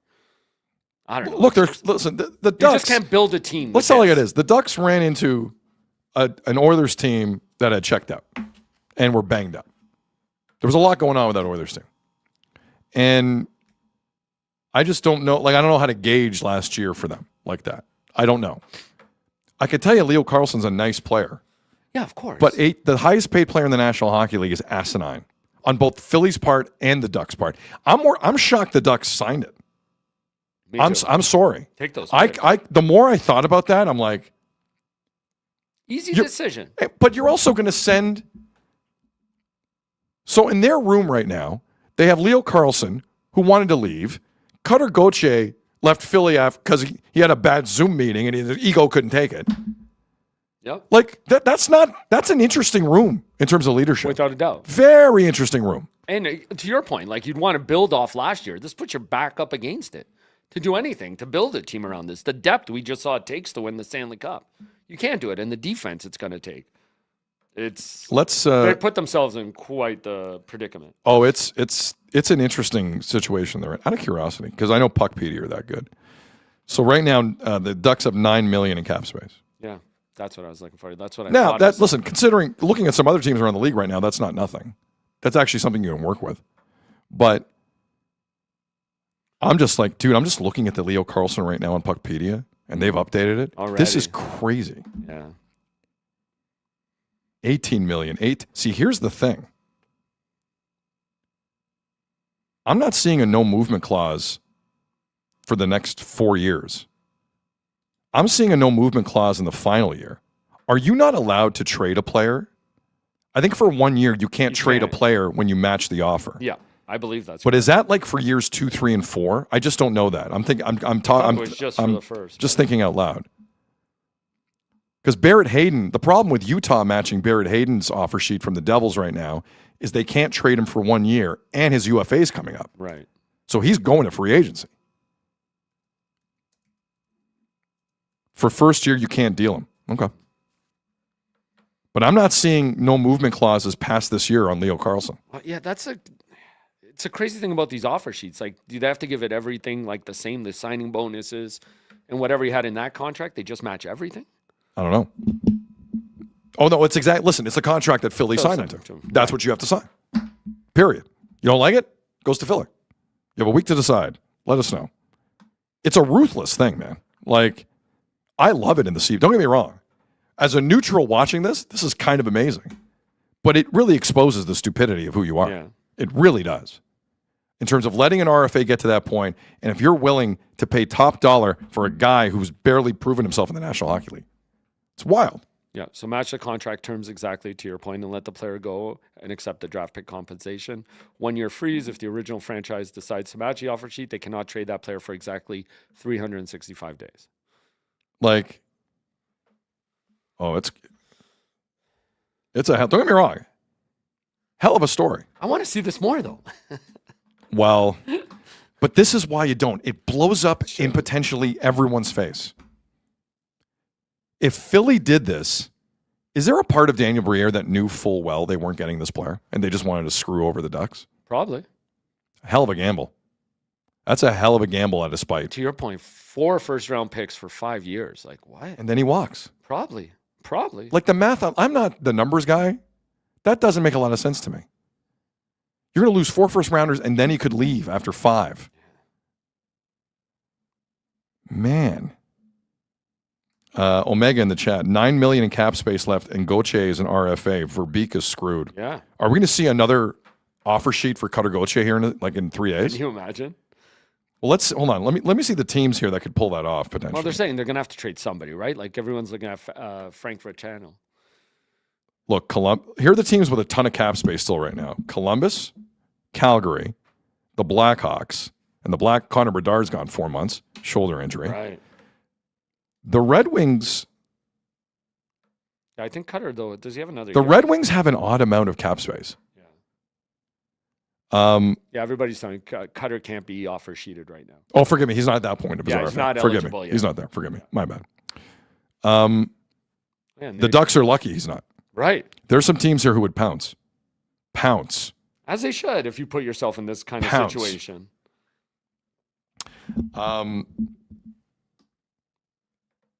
Man. Listen, if this is what the Flyers wanted the whole time, good for you. I think this is far more effective against an Eastern Conference foe. If you want to tie up someone's hands, do it in the East. But it's screw or be screwed. Like, it's just such a risk. Or just don't do it. Yeah, that's what I'm saying, though. Like, because you're right. Philly would have been screwed if they didn't, I think. my God. And to your This- point, like, why not a 7-year contract? I think this is a mistake for the Ducks. I really do. I think it's a mistake. But Verbeek wanted to get fancy with it. Now he's dealing with it. Yeah. He just signed with another team. Let him go. I'd call anyone's bluff on that. Now, this does make Verbeek look a certain way. No question. But it's like the Bo thing too. How do you turn that down for a young guy like that? If a team puts that in front of you, you're not signing it? Come on. Listen. I think there's more offer sheets floating around than we think, and I think a lot of players haven't signed offer sheets. You're saying there's tampering? What? It's not tampering. No, it's You're allowed to offer a certain RFA an offer sheet. But what do you mean? You think there's more than we know of? We don't hear about the ones that don't get signed. Oh, yes. Is my point. Okay. We only hear about the ones that get signed, which I find interesting. If I'm an agent, I would love that out of my client, that there were like 3 offer sheets. I think it's a great look. But to your point, like teams prey on this. Like they know you're a team who wants to take a step forward. There's a guy you didn't use the negotiating period right and lock up, so why not? Put you in a tough spot when you're trying to take a step forward. It's exactly what they did. And now they put their back up against it to move forward. Man, maybe the Oilers got a shot in that conference again. Right? Maybe. I just think if a player signs with another team, if I were an owner, I'd have a problem with that. It depends what's I'd on have the a table. problem with that. I don't care what's on the table. You made your choice. Yeah. All the best to you. Good luck in Philly, 30-goal scorer, making more money than anyone else in the league. Go ahead. Knock yourself out. I don't know, man. It's a dangerous game. No, you're not wrong. It's a dangerous game. Chris in the chat. Any word on Kawhi yet? No. No official word from the Raptors on Kawhi Leonard. Get into this, right? We'll hopefully have some time. Unless the Flyers offer sheet Kawhi. And then we got a problem. Okay. Anything else on Leo Carlson? That's a big one. That's a big one. An easy decision for the Ducks is what stands out to me. Was it easy? Wouldn't it have gotten done early? I don't know if it was easy. I don't think it was. I think they held their nose and took their medicine on it. I don't think it was easy. A few people are getting their wrist slapped on this, especially Verbeek. Use that period, man. Should have locked him up. For sure. You knew he was important to you. Why didn't you get it done? Look, it's a valid question. I don't know the answer, but best of luck to the Ducks, a team no one will pay attention to starting in September. Okay, that was not the hockey story we were going to start with today. So the Leafs are firing like a bunch of people right now. Losing your job this week seems to be a theme. So Steve Simmons threw this. There's a lot of people tweeting about this online. I don't want to just isolate one person, but Simmons, I did notice this. The new Maple Leafs took the axe to 11 longtime employees on Wednesday. Among those let go, longtime scout Dave Morrison, director of amateur scouting Mark Leach, and assistant GM Daryl Metcalf, and many people who worked alongside Metcalf in the analytics department. So the Metcalf thing, let's start with that, because Metcalf's name was the name that popped up when Keith Pelley said in a press conference, we need an analytics department. He ran the analytics department. So he was the first name that people kind of looked at and said, well, that's weird, because you have one. So somewhere Daryl Metcalf knew maybe my time is coming to an end. And John Chaika, who is the godfather of analytics, apparently, is moving on. The one here that sticks out to me, though, actually, let's go through the other ones, because Steve Sullivan is now going to run the Marlies. Steve Sullivan, as recently as last year, before he got promoted, was an assistant coach with the Marlies. Because John Gruden is now an assistant with Jim Hiller and Daniel Alfredson and Wawrinka. Also, Mark Giordano. I just want to point out that Mark Giordano is now a full-time assistant with the Toronto Marlies. Promoted. Mark's just a good guy. Yeah, he is. Definitely. And I'm happy for Mark. And he loves the game. We'll get to, and so Daniel Alfredson spoke yesterday. We'll get to Daniel Alfredson in a second. But I do want to kind of focus on the Mark Leach of this. Mark Leach was hired as the Leafs director of amateur scouting under Brad Treliving. And he was hired on July the 18th. It was nearly a 2-year anniversary, July the 18th, 2024. Now, in terms of a director of scouting, I care about one thing. Can you scout? Is that not important, Azo, in a director of scouting? You would imagine, yes. So, what's your track record? Mark Leach was brought in following 11 seasons with the Dallas Stars in their amateur scouting staff, and he was like a big part of what they did. Can we all agree that the Dallas Stars have been run properly as a National Hockey League franchise? Of course. In terms of drafting and developing. And do you like that Thomas Harley kid? Yeah, they drafted him. Like Mark Leach has a pretty good resume there, as well as like a long time with the Red Wings when they won a ton of cups. So Mark Leach seems like a smart dude. To the point where the Leafs, before the draft, let Mark Leach speak to the media because he was running the draft. John Chaika and Sundin are just through the door. Not only did Mark Leach run this draft for the Leafs, his second technically as director of amateur scouting for the Leafs let him speak to the media at the Combine in Buffalo. Seems like he might have a place. Nope. Take control of the draft. Let's take all your info. Now get out. Boy, there are moments where you can see this John Chaika rep coming through, eh? Like, this is a little dirty pool here. This one I don't like. I don't like this one. The Metcalf thing you could see coming after that ridiculous press conference from Keith Pelle. But Mark Leach is not some dumb guy in this league, okay?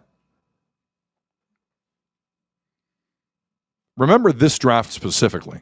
This was the Mark Leach draft, 2026. And I'm not talking about McKenna. Like, that's the layup. I'm talking about the other ones. The Leafs made as many picks in this draft as they made in years. Years. Just remember this one.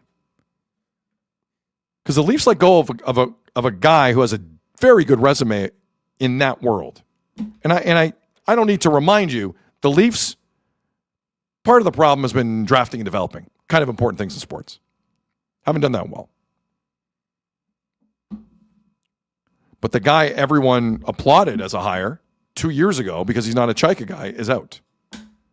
That one's a little offside to me. Little offside. Just want to make that note.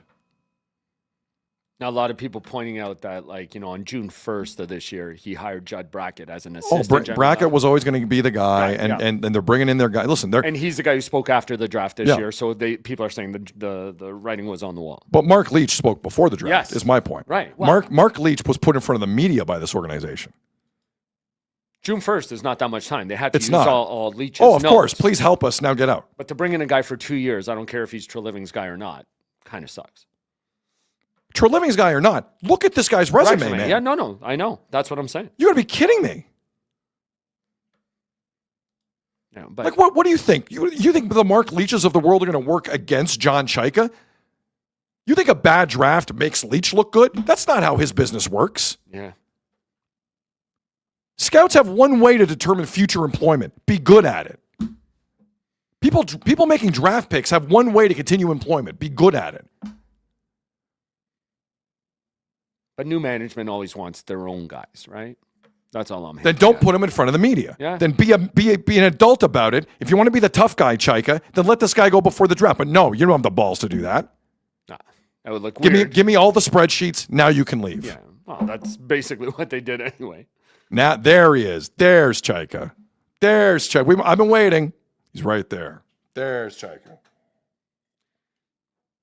I got a problem with that one. I got a problem with that. Can understand that for sure. What do you mean you can understand it? No, I can understand why you would have a problem with that. Yeah. No, I'm saying And I can understand why he fired him if he wants his own people. But before the draft, he was all in on Mark Leach. Yeah, but we know he was all in on Mark Leach. We also know these firings outta come here. because it's at a certain time of year. Get out of here. Right? Like Ridiculous. Yeah. Ridiculous. Anyway, so a lot of changes with the Leafs today.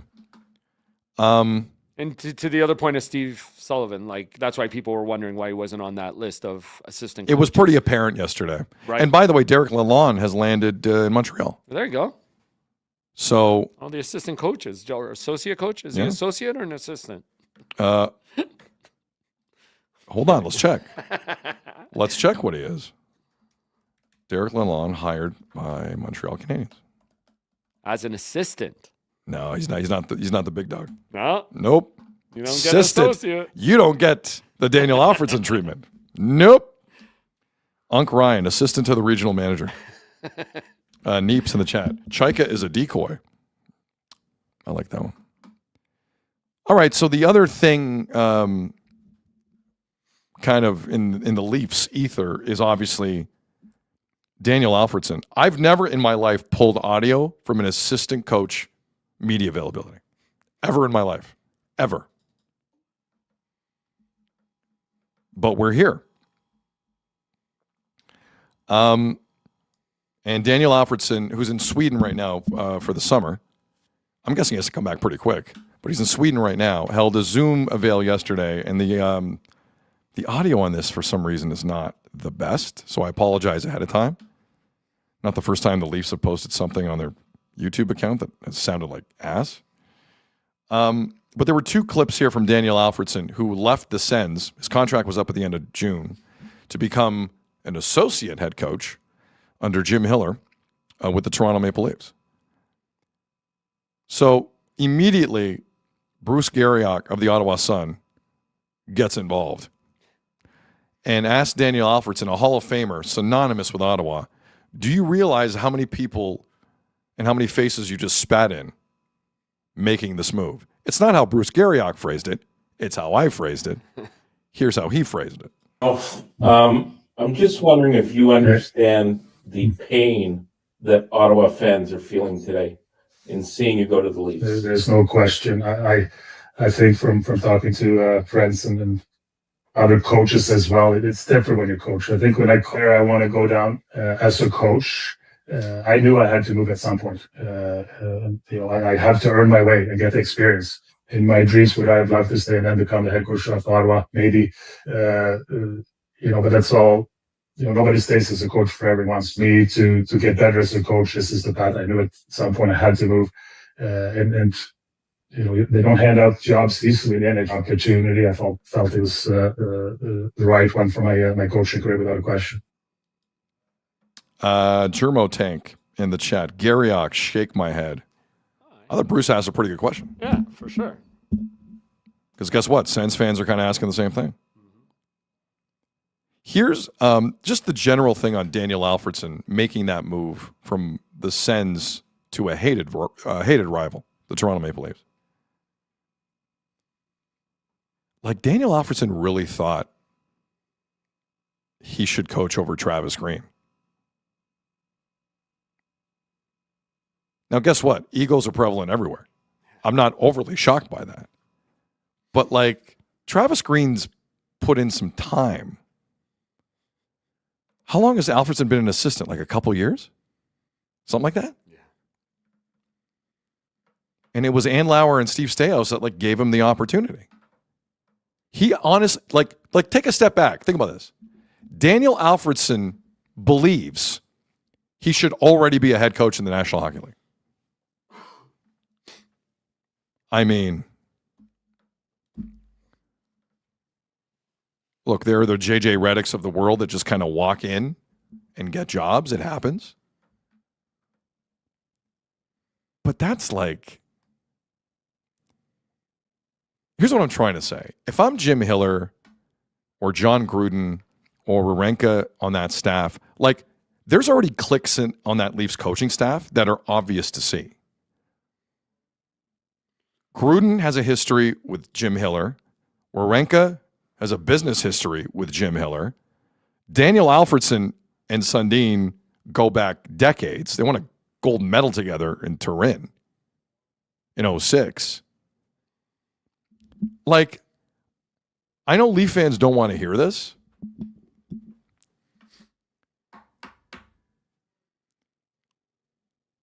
The biggest ego on that bench is going to be Daniel Alfredson. Not even close, man.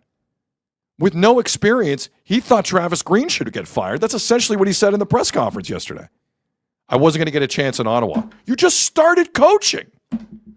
You want to run the Sens? The hell are you talking about? I'm sorry. The wildness of this, the egocentric move, because Daniel Alfredson doesn't get painted that way. Hold the phone. That's a little nuts what just happened here. with not a lot of years of experience for Daniel Alfredson. He's like, I'm the guy. And it's never happening in Ottawa. Never happening in Ottawa. You think Travis Green is getting through that whole season next year if it goes to you know what? Just hang around. You never know.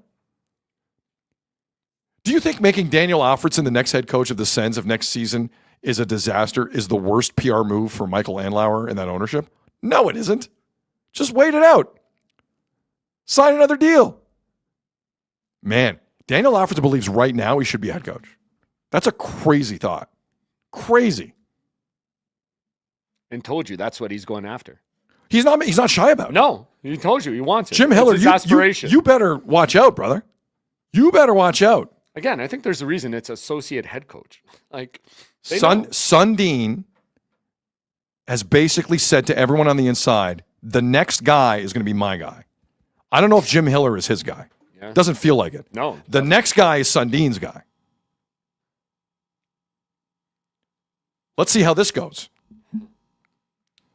Now, Chris Betty in the chat. Alfie knows Jim Hiller won't last. Chris LaRose in the chat. Alfie is an undercover informant. This feels a little off to me. I have to be honest. This feels a little off to me. Something doesn't go well in the coaches' meeting. You got two sides running two different parts of the building. That's not good. To one guy running to another guy. Yep. Like Alfie will be Sundin's ears and in the oh room, yeah.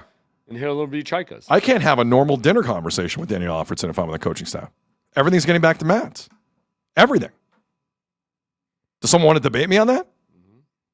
I'm open to it. You're wrong. But sure, debate me on that. Alfie's going to tell who really has the spirit and who doesn't.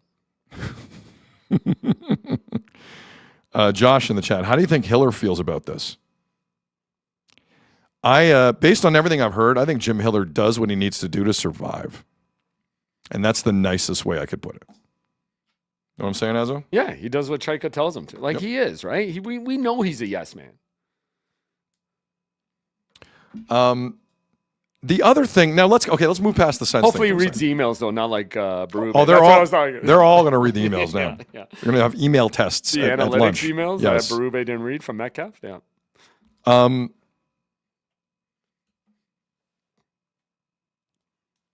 So in terms of what Alfredson is now going to be doing on that bench as associate head coach, he's going to be the power play guy. That's what he also confirmed yesterday.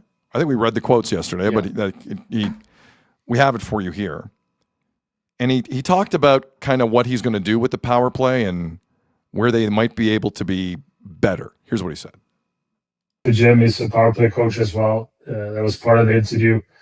Really good times last year in the power play and some tough ones as well. Probably lost their confidence a little bit, but they have a lot of the tools in the team as well. So a lot of skill, guys that can shoot the puck. So I look forward to working with them. You know, obviously I played power play my whole career. I think you got to give the players, put them in good positions when they can't succeed, give them a plan. I personally like to win them for a while. They know how to adjust themselves. But if there's one thing I've gotten better at in Ottawa with the help specialists, it's more the small structure things, face-offs, edge battles, winning pucks quick. It was struck better at that the last couple of years, and that's what I hope to continue to build up. Slosh Hogger in the chat. I'm liking our coach's setup. Okay. So the Sens had a good power play last year. Number 8 in the league, I believe. The voice you just heard, Daniel Alfredson, I believe, is 48th all-time in power play points in National Hockey League history. So he knows a thing or two. Let's remember the Leafs power play last year because a lot went on. They were terrible to start. Obviously, it led to the Mark Savard firing before Christmas. There was a renaissance. And then after the Milano Olympics, it kind of went in the tank again. And on top of that, Matthews was gone because he got hurt. So technically, like they finished, generally speaking, I know it doesn't match the eye test with that power play the Leafs had a year ago. They were 15th in the league. Kind of like their goaltending. It wasn't the best. It wasn't the worst. But I think the one thing we can all agree on is like how it looked was way worse. Way worse. And I'll say this, I am open to the Daniel Alfredson experiment if it means no more behind the back passes on a power play. I just stop. Just if you cut that out, I'm on Team Alfredson. Team Alfredson.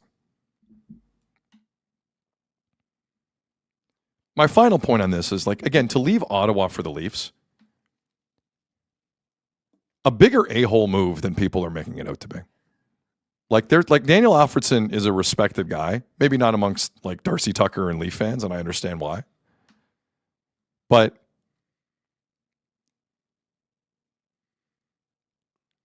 is that a nice guy move? Going from Ottawa to Toronto? Like directly? I don't know, man. I don't know. You just don't kind of do that. Listen. If Matt Sundin has promised him the next head coaching job when Jim Hiller falls on his face, which he might, I get it. But it's been a hell of a month for Ottawa Senator fans. And there are elements to this one. I know it sounds crazy. There are elements to this one that hurt more than Brady. I think half of you were resigned to Brady, whether you want to admit it publicly or not. This one's like, does anyone have pride in our organization? It's not a nice guy move. It's not. It's kind of ruthless. So let's just frame this properly. Daniel Alfredson's coming in. I don't know if he really wants to be the team guy.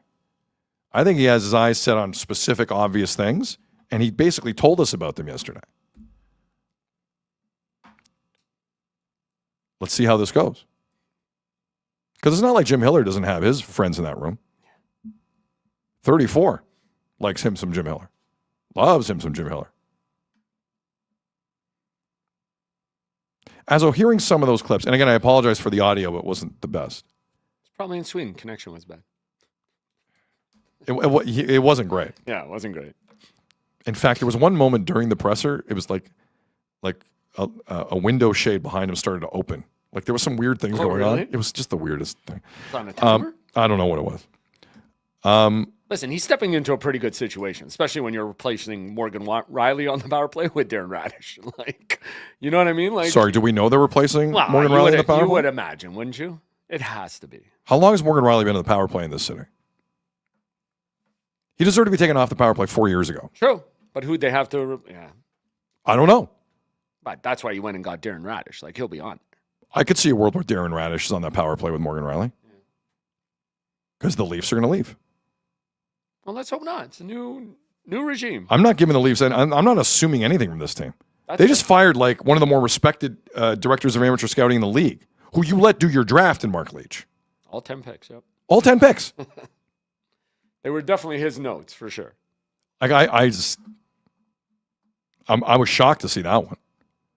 And by the way, Ottawa Senators fans, apparently Brady said on Part of My Take that he's hearing he's going to be back in Ottawa very early in the season. Oh, the schedule. The players know what the schedule is. Yeah. And he's already crapping his pants about it. That's they why asked he him knows. if he expects to get booed. He That's pretty much why said he yes. knows. And if he's expecting a video, he Yes. says he doesn't know. But he said he heard it's early in the season that he'll be back in Ottawa for a game. Does he find the IL before that? I'm sure I'll be very emotional about it for Brady. Come on. It's going to be a show. I'm here for all this, man. Come on. By the way, Free just a couple notes on the. By the way, it took me like 5 days to get through the Free podcast. Like it normally takes this time of year. They're about to go off for a bit, right? Oh, well, and deservedly so. Yeah, of course. But it's a long ass pod. But his Sens notes. The first one was obviously the Tkachuk podcast became a problem. Freach said one player on the Sens right now let him know the podcast was a problem. Azo, who do you think the player was?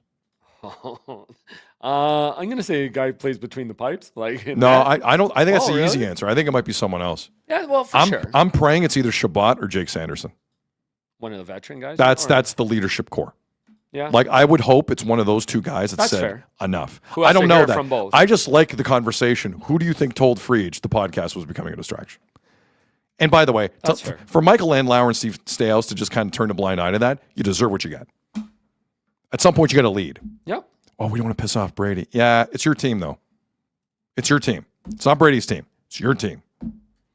I have no sympathy for ownership on how that podcast went across in the room when you just let that happen. It's ridiculous. Jack in the chat. Not Jake Sanderson. Shabbat, maybe. What about Claude Giroux? Could be Claude Giroux. I think Claude Giroux. Hey, it's Cliffy. Ridley Gregg might have done it. Bambino in the chat. Nick Cousins might have done it. Okay. Yeah, there's some other candidates. Let's be honest. For that. It had to be a problem with more than one. 100%. Nobody could have liked how that went with his dad coming on. 100%. I'm sure Frege is being nice, but 100%. Right? Like, come on.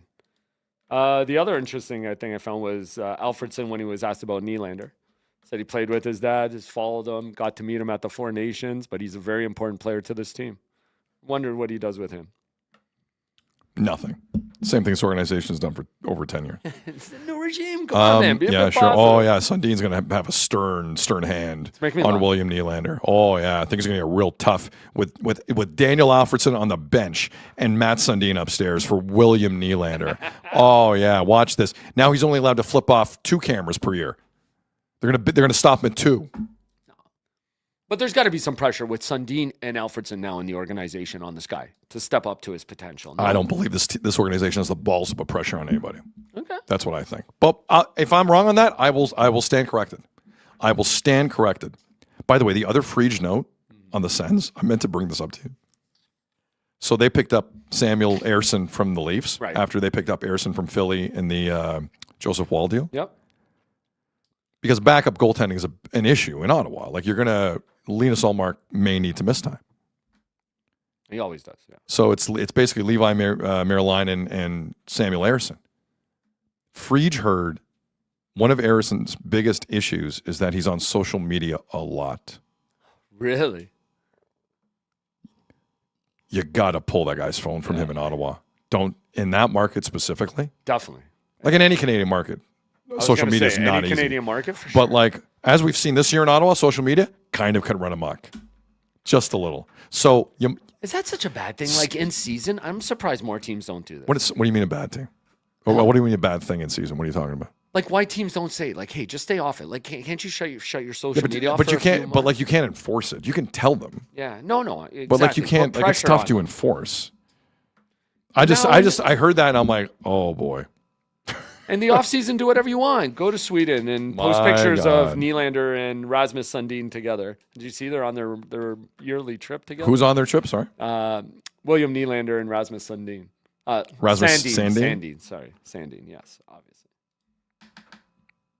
I don't. You might find this surprising. I'm not following William Nylander online. Why not? Come on, man. I did for a long time. It was great. Make a relaxed. Babcock can enforce that. Oh yes, he can. Give me your phone. The other thing on the chat that's really making me laugh, everybody's wondering if the MLSE chefs are okay. I mean... We haven't heard anything. Well, Chaika says he's spoken to all of them, so I think they're fine. They should be good. They're his guys. Yep. Canadian chefs, Swedish chefs, all the chefs. Azzo, do me a favor. Put up the Stanley Cup photo, please. Let me take a walk here. Definitely. So what you're looking at here is... why hockey players and executives wake up in the morning. When you win the Stanley Cup, you get your name on it. It is one of the great traditions in all of sports. There is not a trophy that I can think of off the top of my head that does this way. For over 100 years, names have been etched on Lord Stanley. And as you can see, that Stanley Cup has taken a beating. But recently, the Carolina Hurricanes, as the winners of the Stanley Cup, got officially their names put on it. Well, not all their names. So a photo is circulating of a tight shot of the Carolina Hurricanes' engraved Stanley Cup presence, 25-26 season. What sticks out like a sore thumb immediately is the first 2 lines. There's 15 lines that every team gets to put names on the cup. The first 2 lines are dominated by owner Tom Dundon, his wife, and 5 kids. Tom Dundon's name's on the cup, as it should be as the owner. His wife, Varushka, and their 5 children, Caden, Dax, Drew, Blake, and Tegan. None of those names are surprising to me as Tom Dundon kid names. They all fit. And there are a lot of people looking at the top two lines of that engravement of the Carolina Hurricanes onto the cup, or engraving of the Carolina Hurricanes onto the cup, and thinking, this is weird. How many goals did Caden score this year? How many goals did Dax? I love the name Dax, by the way. How many goals did Dax score? How many goals did Verushka score? There are people looking at this and like throwing up that the owner would put like 6 other family members on the Stanley Cup ahead of staff or players. Now, to be fair about it, the last 2 cups were won by Florida. And owner Vincent Viola, to start his engraving onto the cup, had his wife and 3 children there. So those were the first 5 names when the Panthers won back-to-back cups. So it's not completely unheard of. So it does happen. And I did email the Hockey Hall of Fame this morning, and they got back to me. Oh, okay. They did get back to me. I know you did it. I didn't know they got back to you. So the Hall of Fame, their stance on this is so I just asked, is it normal practice to have owners' families on the cup? Just curious. And the answer I got back from the Hall of Fame, and I appreciate the answer. Hi, Sid. Hockey operations at the League NHL office in Toronto signs off on the names that go on the Stanley Cup. Hockey Hall of Fame is not involved. Please let me know if you have any other questions. So thank you for the response. So anyone having a go at the Hall of Fame for this, and Phil Pritchard and all the people that work there, it's misguided. It's a league office issue.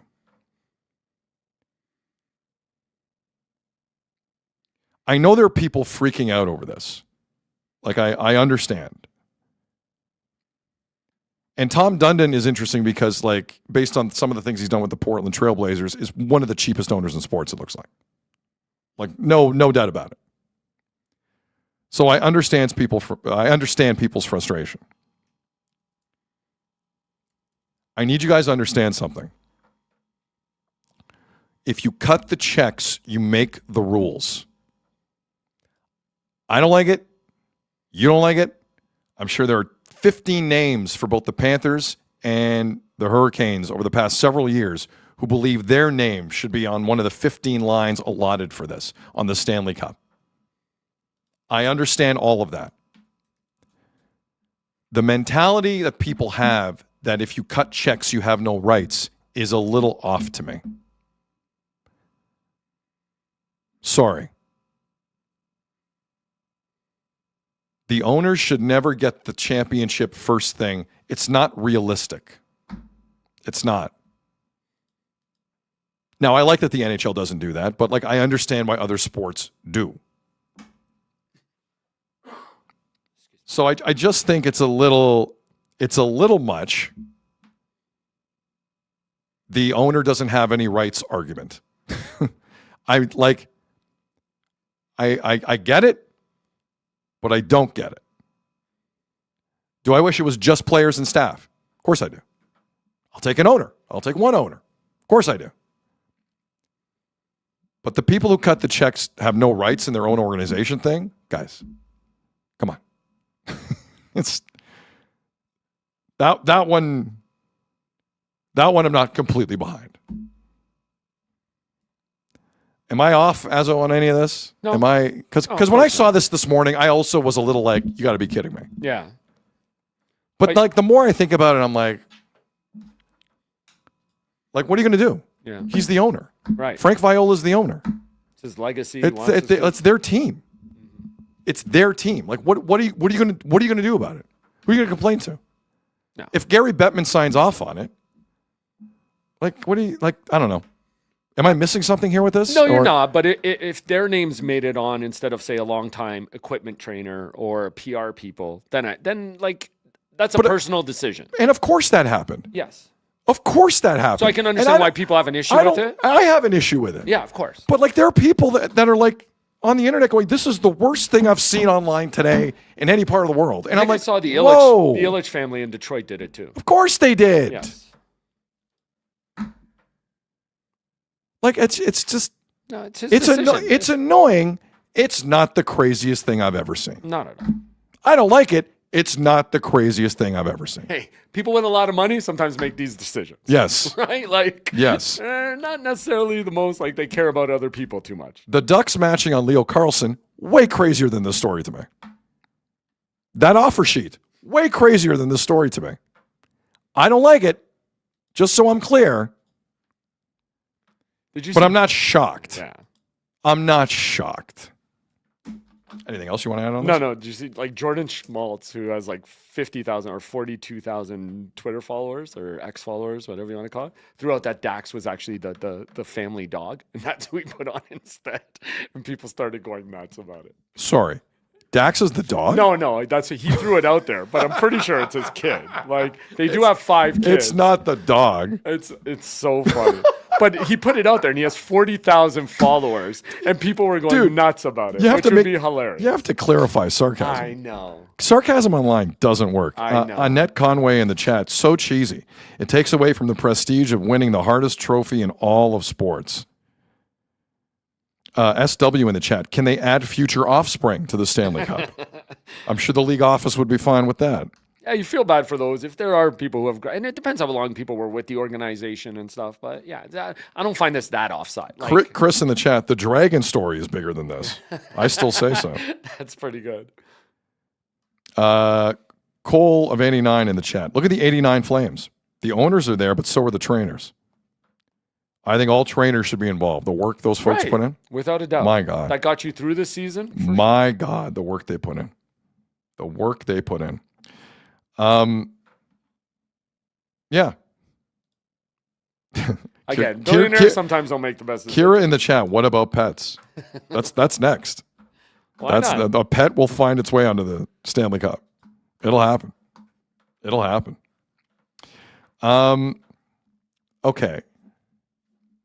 Finally, one soccer note. The World Cup quarters resume today, 4 p.m. Eastern.